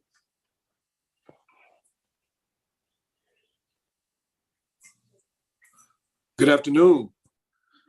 Good afternoon. All right. We're going to get started with one of the most exciting aspects of our university, and that is our student athletes. I want to acknowledge the other committee members, co-chair, Ginger Harper, committee members, John Hackett, Michelle Gainey, and Mr. Chris Robinson. All right, Brian, are you present? Trustee Ball, I like to correct for the record that Trustee Gainey is the co-chair and not Trustee Hop. Trustee Hop has done a tremendous job over a number of years, but Trustee Gainey has stepped up to co-chair at this time. All right, thank you. Thank you for that clarification. Thank you. Thank you. Brian, are you on the line? Yes, sir. Can you guys hear me? Yes, we can. Okay, very good. Good afternoon, everyone. How you guys doing? We're doing great. We're doing great. All right, good. Just some response. We'd like to start our Department of Athletic Board presentation. As you guys know, many of you have been very busy as an athletic department during this COVID-19, this pandemic era, but we're doing a pretty good job. So today's meeting, we're going to share with you some of the academic highlights from the fall 2020. We review the team GPAs, academic major summaries, and then the AD honor roll and what that looks like for us. We'll take a look at this past 2019 and 20 single year APR scores. And then we'll review COVID-19 testing and how we've been doing and how things been going.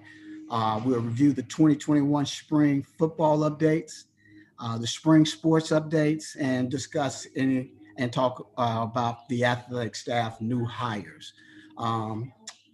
So as we look this past fall, I think we had an outstanding year as it relates to what our student athletes would do academically.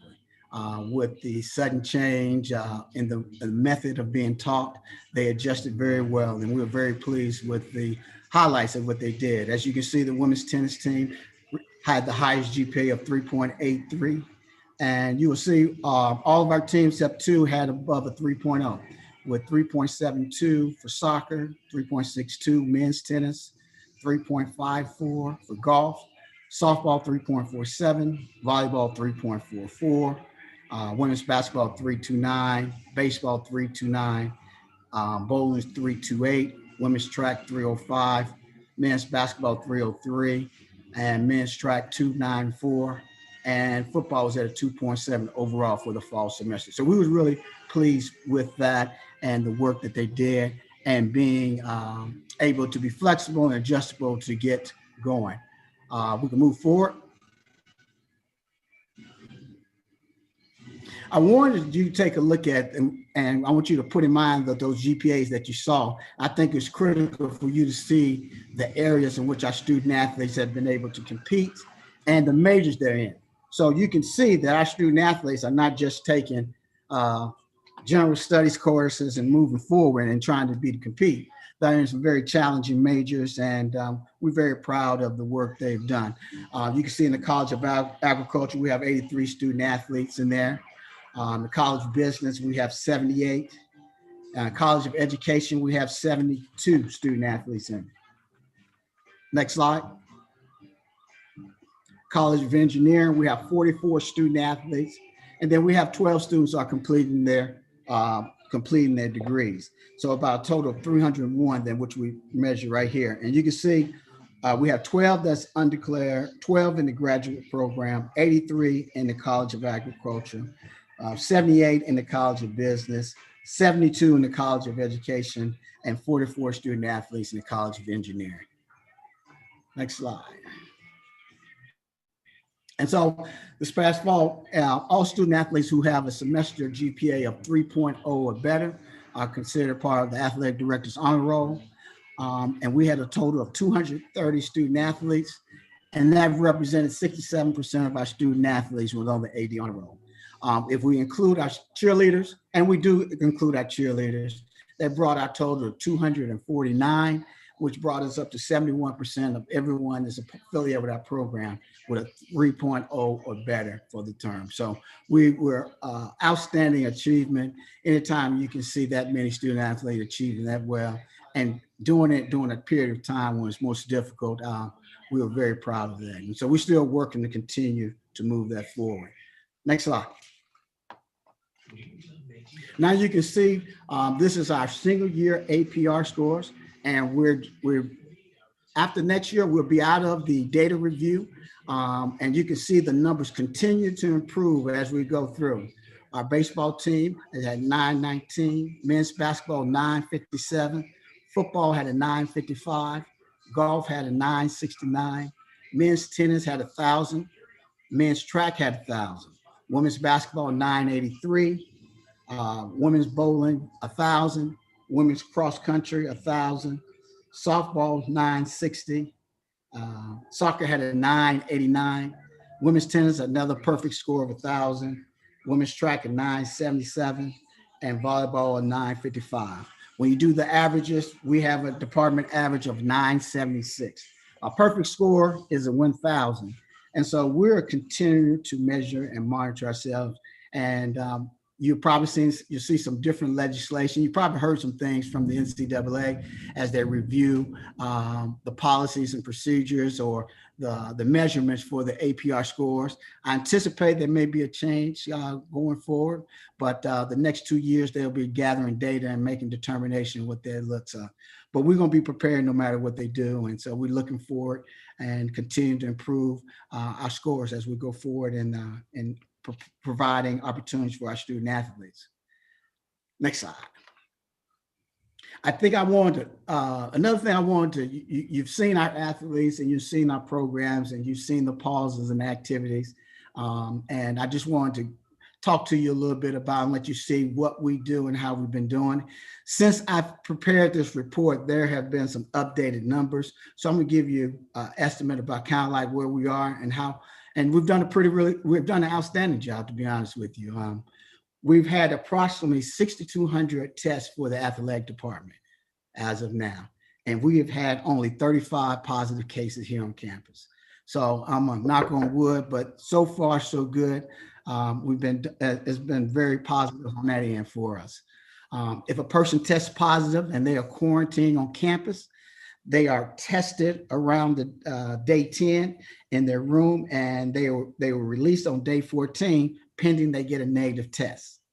Now, if a person tests positive and is quarantining at home, they must obtain a negative PCR test after day 10 and then be able to return on campus.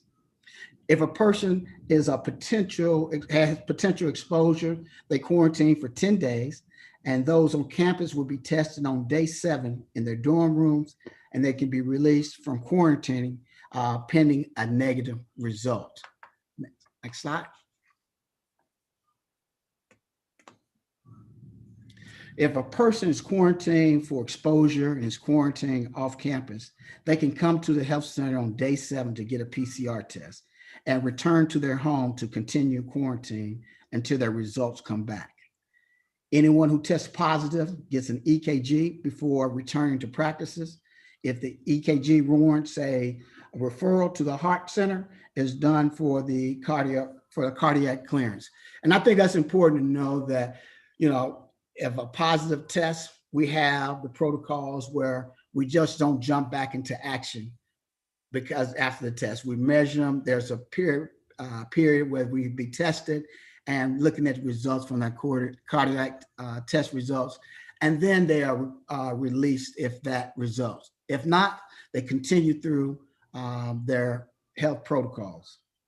And I said, anyone test positive will go through that complete cardiac screening. And when that screening is done, they can return to campus after the EKG results.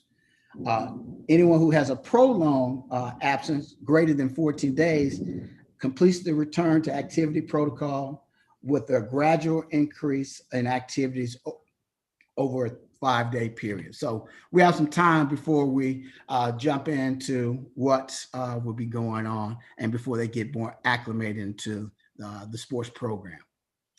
Next slide. So here's our spring football schedule. So as you can see, a lot has happened and has not happened, so to speak. We have been, I tell you what, it's been something for us and our team. We've been fortunate enough that we've had only one, none of our games have been postponed on our behalf because of a pause in activities. The Alcorn State game, obviously they decided to opt out. That was a forfeit game for us. The Mississippi Valley State game, that game was, there was an outbreak at their campus, and that was being rescheduled. The Prairie View A&M game was rescheduled. Grambling State, as you may be aware, was canceled yesterday evening.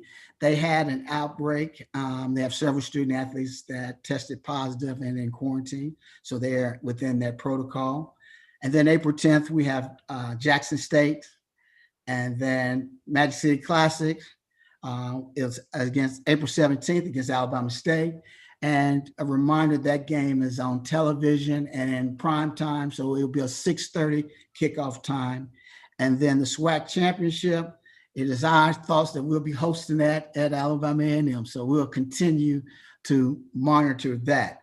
The Mississippi, the Prairie View game will be rescheduled for April 3rd. And then we will, after the 3rd, we'll go and play Jackson State on the 10th.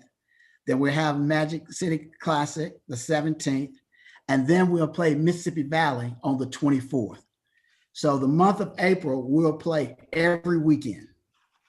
So that's going to be challenging and tasking, but that's where the conference, that's where we are. And we just wanted to get those makeup days. Football students have been working really hard, very eager. Now the challenge for us is keep them in bay until we get to competition next weekend. So it's been a long wall. And they've been struggling with it. Had a lot of calls last night. We met with them. We'll try to do something this weekend to kind of get their minds off, but stay safe and be prepared and get ready to go next weekend. Next slide. So we can mess around and win the SWAC championship and get a ring. Yes, sir. Yes, sir. That's every intent. That's every intent, Trustee Robinson. Hey, that's every intent. Home field advantage. That's right. We just need to play and to see what we got. And obviously, you noticed that there was a change. We opened up the season against South Carolina State. We went up to Orangeburg and took care of business to some of my fellow cabinet members, alma maters, and so on. So we did what we had to do there. So I think that's enough to be said about that. So, Mr. Hicks, are you talking about President McGinnis' alma mater? You better watch it. You better watch it. Oh no, not Dr. McGinnis. No, sir. No, not at all. But he did give me a warning, though. He told me if I could share this, he told me if we did not win that game, for us not to come back at all. Is there any truth to that? It's all true. Understand, I'm never, Trustee Watts, I'm not confused. I understand who signs my check. Oh, okay. All right. And that's where my loyalty lies. Who signs my loyalty is. Now, that's a cue right there. No comment. That's right, Trustee Ross. I did want to say, Mr. Hicks, I just want to commend you and the SWAC for the televised production with ESPN is at a high level than I've seen in the past. And the content that you provided to showcase our students, our athletic department, and our university was highbrow. They even showed it again during the game against Jackson State. Yes. I mean, not Jackson State University and Alabama State leading up to the Magic City Classic. So well done on that. Thank you very much. That media present. It was fantastic. And no, each of our remaining games will be on ESPN. So we'll have a total of 4. We'll take a look. I think we meet next week to confirm due to the changes in games. The game this weekend was televised, was going to be at ESPN. We're going to be on ESPN3 and ESPNU and ESPN2 for the remaining one of the networks going forward. So there's a lot of interest in what we've, what we have and where we think we may go. So we're excited and we just want a chance to do that. I don't know whether you plan to address it, but what protocol do we have for our student athletes, especially football season is with all these games coming up? Is that something modified, something like the bubble that was for the basketball thing? What encouragement do you have for our student athletes? So right now, we currently, our student athletes, we have no outside activities that they do. This weekend, we're going to do a close. We've rented a place that includes the individuals with our team, but we continue to wear masks. We continue to do distance. We break out into pods. So if something were to occur, that it wouldn't affect the whole team. So even our practice schedules are modified. So to ensure proper safety as we go forward. And then obviously there's extreme contact in reference to what happens off the field, which means everything is forbidden outside of what we do preparing for our game. So it's a very tight schedule. We're hoping that continues to be a benefit for us. We understand that it can happen to anyone. So we've been very precautious going forward to make sure that we can stay as free from COVID positive tests as possible. So we were picked second in the East prior to we started, we had 4 first place votes. We had 9 preseason all conference selection, 5 on the first team. So we had more selections than everyone in the league. And I think that first weekend, all of them performed as they were first team. So we did real well there. We had 4 that was Box Toro HBCU preseason All-American. So we've gotten a lot of visibility, and we had a high-ranking recruiting class, as that you might have saw. They reached us in the top 10 in the recruiting class. So it's been really done. We're really moving in the right direction in what we're doing in the program. Men's and women's track and field, the indoor, be honest with you, I didn't even think, I used to talk to Dr. Gini about it, if we would even be able to do it indoor, and we actually ended up having a stellar indoor season. Denise Looney, one of the top pole vaulters in the country, no matter what division is. You'll see her, she set 2 high milestones in the indoor season. She has weekly awards, SWAC Student Track Athlete of the Year. Christian Bryant, he's a thrower with the discus. Christian Bryant, he's also with SWAC awards. Miles McCoy, 60 meters, and then 400 meters also, and the 4x400 had a pretty good indoor seating. And Con Oliver, she did extremely good, did well too in the hurdle. So very happy with track, and we're still pushing along, and hopefully we'll be able to get into, we've had a couple of events already. We had an event down in Montevallo, and they performed very well there.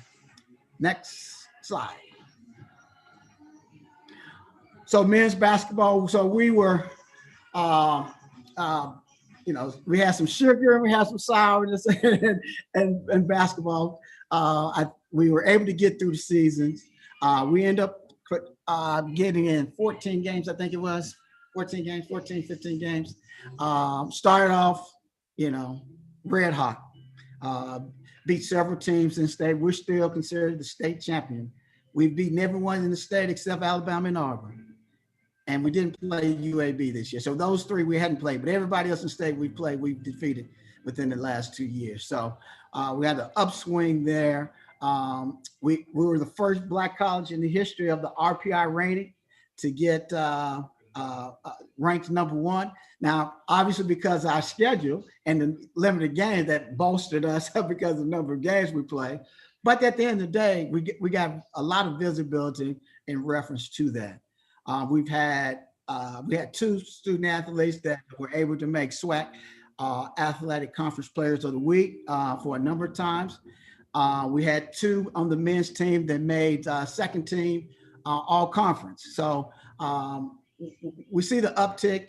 We got high expectations, and we're looking forward to what they will do going forward. A lot of expectations and expecting a lot from them. Women's basketball, if you got a chance to see them, you notice that we did everything that we did with 7 student athletes. Unprecedented. We had 2 student athletes that opted out. And we have 4 student athletes with season-ending injuries by Christmas. So we continued through the season. We debated, we fought through it, and the team started off red hot, ended up losing in the semifinals. And to be honest, we just ran out of gas. I think the last couple of weeks took a toll on each one, but we had 2, again, all conference performers. And they did outstanding for this past year. We expected them to come back. We had a really big win over Troy. You saw that they did well the first round of the NCAA tournament. We defeated them. And we played well against Bellarmine, who just lost in the second round to Indiana. So Ms. Lewis, Dariana Lewis, she was SWAC Player of the Week. To be honest, you probably should have won Player of the Year. Don't understand that, but we'll let bygones be bygones with that. I told her we just take it next year. So I think it's really on the upside with our women's basketball program. Women's soccer has jumped out really good. We've had 2 preseason all conference, first and second team. Jamel Barrett and Jody Medina, both outstanding, excellent students, but very good soccer players. So we're really excited about them. So all our spring sports are really have turned it on. Men's and women's tennis. Next slide. Men's and women's tennis. Oh, I think we missed something. Uh-oh. That's it? No, that's not it, but men's and women's tennis, I'm missing a slide there, but that's okay.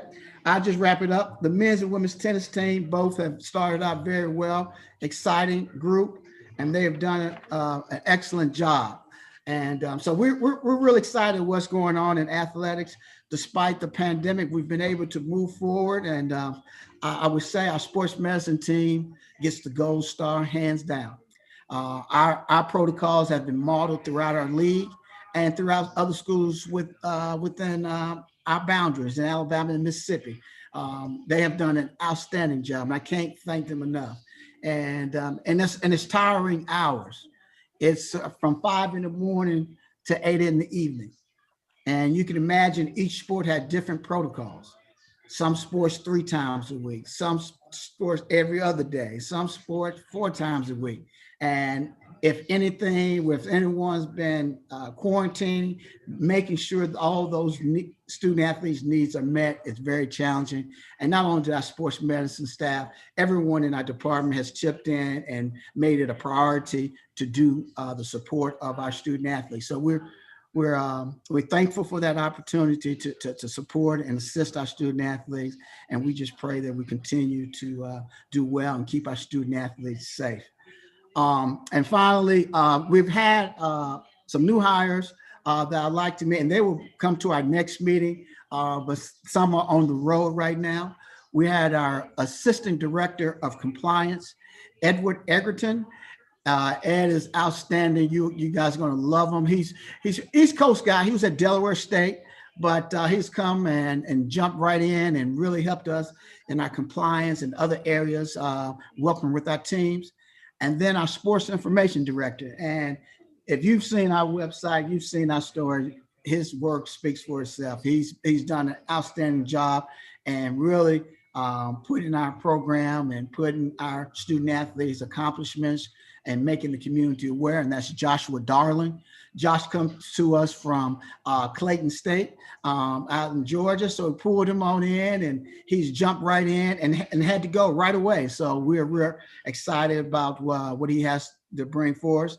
And then we have our new head baseball coach who we end up getting from Grambling, Elliot Jones, and his assistant Corbin Green. And so both of them have gotten here and we're going through putting the team together. They got in late. And so they're doing their evaluations, and we're really looking forward to see the things that they'll be doing for us going forward. So that's kind of like our program and where we are right now. I guess this weekend, like I mentioned earlier, the game has been canceled, and so we will unfortunately not have that home game. So let's pray that we end up having the championship, and you guys can come up for the championship game in May. Let's speak that into existence. How about that? Hey, Brian, quick question. Yes, sir. What do you guys, are we encouraging our students to go to the Magic City Classic? I don't know if there's any seating capacity concerns as far as inside the stadium for our students. Yeah, they're going to be capacity. I don't. When you say encourage, we just letting them know there is limited capacity. I think it's up to 15,000, and it might change as we get further down the line. But I think that's where it is. Where it was left off most recently. I will give you guys some updates. The A and B box, Dr. Gini, I think we'll have 75 tickets for the A-B box. And I will confirm we're going to, obviously that stuff is kind of fluid and how this thing going, but at last talk, it was like 75. Most of the auxiliary events that we've been a part of, we will not be doing them.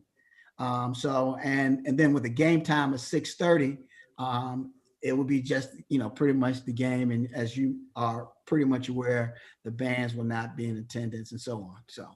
when the seating being capacity of 15,000, is there like an allocation that they'll say, you know, of that 15, both universities may have 2,500 apiece, and then the rest are general public? Will there be an allocation to specifically for both universities?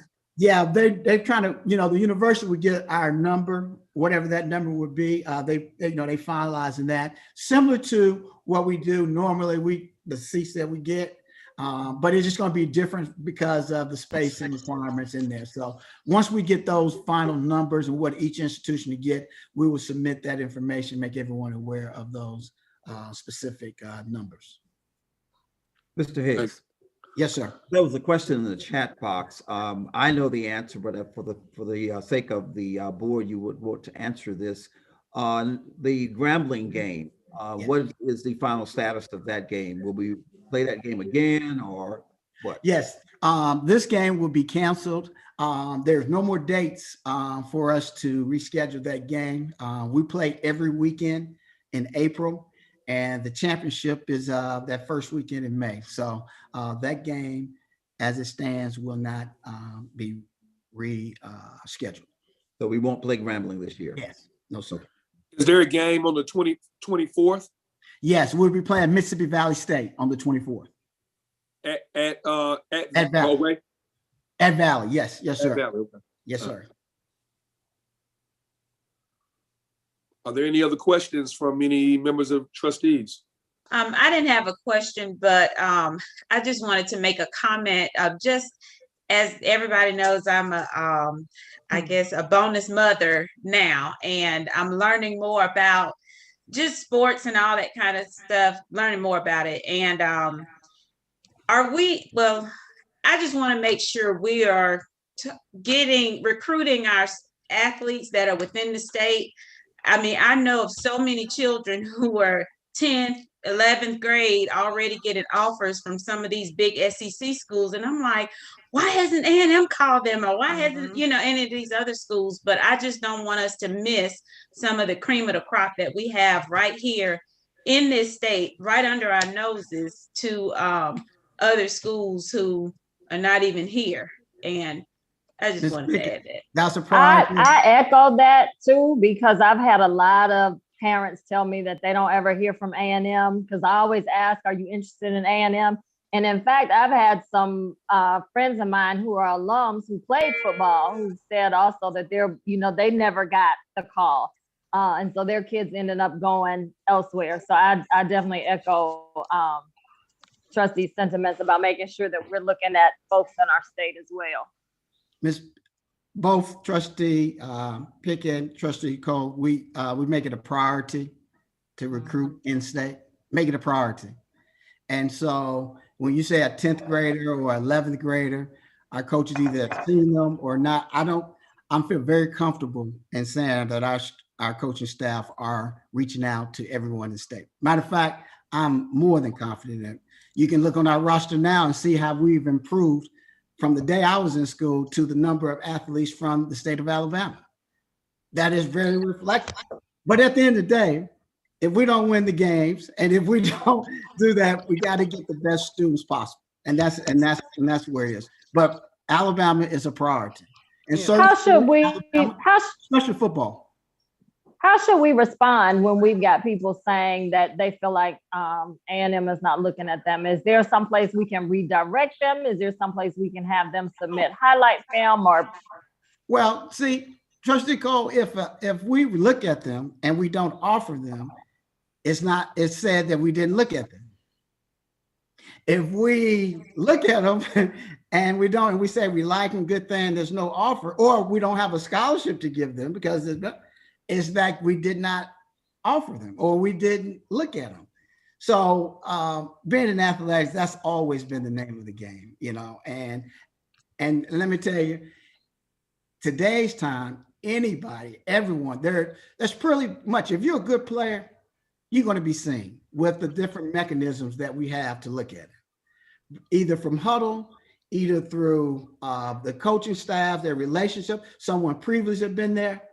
If you're a good player, most of the schools, it's just that there's 63 scholarships in football. and you can't have no more than 25 on the initial year. That's all is there. That is all is there.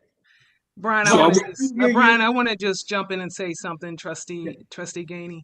You know, this is to Trustee Cole and Trustee Pickett.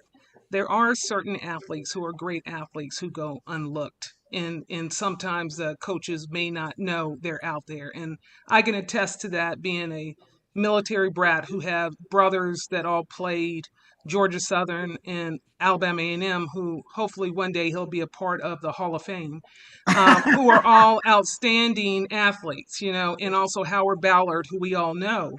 They all went unlooked, and they had someone within the institution that pointed out to Coach Green that these guys were here. So sometimes it takes an effort to put it in front of the coaches, because sometimes good athletes, and especially good athletes for our institution academians, go unlooked. And so I would encourage you, Tiffany and Pickett, and anyone else and anyone's listening, if you feel like there is an athlete out there, I'm sure our AD, Brian Hicks, will make sure that that information will get passed on to the right person, because that one person out of 100 may be the one that gets us to the Celebration Bowl. Okay? That's what we want. That's what we want. That was perfect, Trustee Gainey, because that's exactly what I was going to share with them and anybody else on the board. Because of your relationships, and obviously you're the individual that people know, how can they get their son, daughter looked at athletically? And basically, when you're approached and put on the spot like that, I typically just say, hey, you can forward me or text me your huddle. And typically what I do is just give it to Brian. That way you're meeting your relationship obligations with that individual community. And we're also communicating to the university in the most professional way that is not impeding the coaches themselves. So that's what I would encourage you guys to do as you identify these players or athletes. Brian is your contact, and get it to him, and then he will disperse to the respective program. And I respond to them, and Trustee Ball and some of the others were attest that I follow up with those contacts when appropriate and when I can. I was about to say he may not give him no money, but he'll have somebody get back with you. Which is good. What we want to do is communication. We've got to improve our communication, and we're trying to enhance that and work on that. And thank you, Brian, for doing so. Thank you.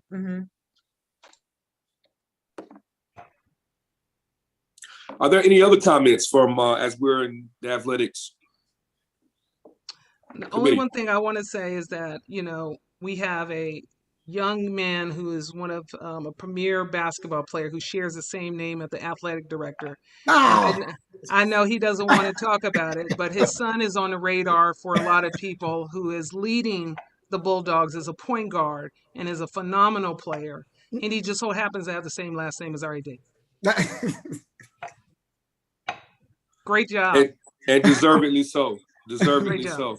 Deservedly God so. bless his mama. Yeah, bless his mama. And a smart kid. And a smart kid. And a smart kid. Yeah. Are there any other comments? High school, so I worked with Brian in high school, so that I helped him get to his potential. So.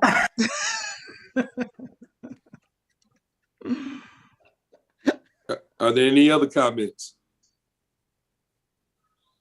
All right. Thank you. Thank you, AD Hicks. We appreciate that. Thank you so much. All right. Well, that concludes the subcommittee report for athletics, and we will turn it back over to Trustee Williams. Thank you, Trustee Balls and the Gainey.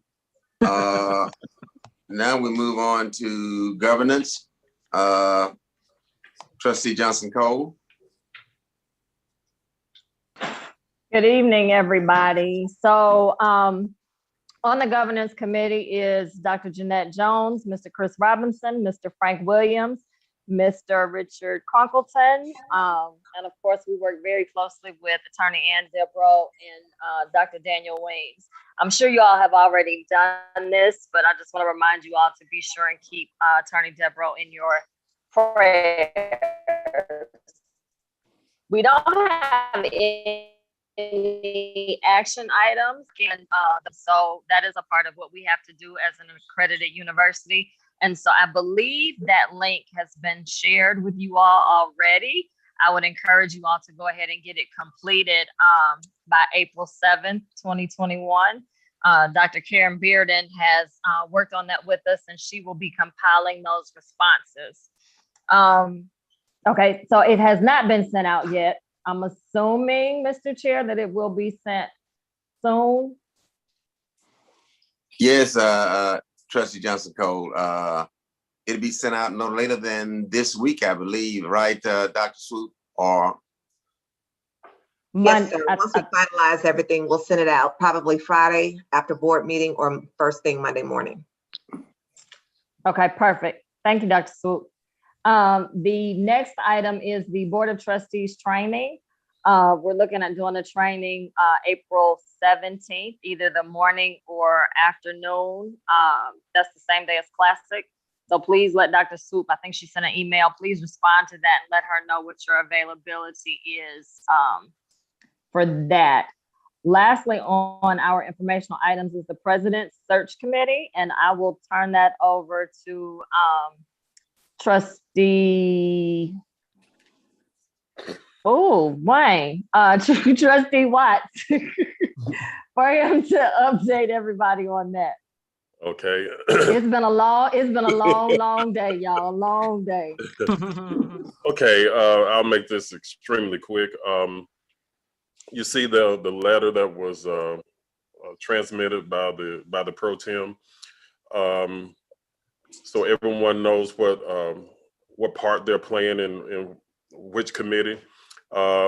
Just to kind of give you an update, we sent out an RFP to solicit search firms. And we extended it by 2 weeks because if you remember, they had all the stuff that was going on in Texas and whatnot. We were contacted and said, hey, we don't have power, we can't get stuff in and whatnot. So we extended it for those 2 weeks. So now we're back on track. And so we had 9 firms to submit. And so now we're going to start going through that process. And then after that process is completed, then we'll go right into the presidential search part of it. And so there's a lot of good things happening. There's a lot of moving parts right now. But this is something that we have to make sure that we get right. We want to make sure that we're transparent with everything. We want to make sure that we get the very best that's available to lead this university and to make it everything that we think it should be. And so if we don't do anything else, we want to make sure that we get this right. And so with everyone's help and support, I believe that we'll be able to do that. And that'll complete my report. Thank you, Trustee Watts. I believe that concludes the informational items from our report. Does anyone have any questions, comments? Yeah, I don't have any questions, but I just wanted to, Tiffany, you mentioned, and I did reach out to her personally, but if you have her personal contact where I can send her a card, could you please share that with us? I will. Okay. And on the information put on the screen, you'll note that we have a number of committees besides just the search committee. And all of those are needed and required to be support in this whole process. And we only listed the chairs of those committee, but all of the trustees are involved at some level on the committee chaired by Trustee Robinson and Trustee Harper. So if you've not been communicated with directly, you will be, but you all be involved in that process. Every trustee is involved in this whole presidential search process. Okay, if there's nothing else, I think that concludes our report. Thank you. Thank you, Trustee Johnson Cole. Is there anything else that we need to address this afternoon? Mr. President, are you aware of anything that we need to address? I think we've covered everything, Dr. Williams, Trustee Williams, so I don't have anything else. Do we have any observations, comments, or anything from any of the trustees or senior administration staff that is online today? Any comments? If not, then we're going to join this meeting. Please continue to monitor the weather.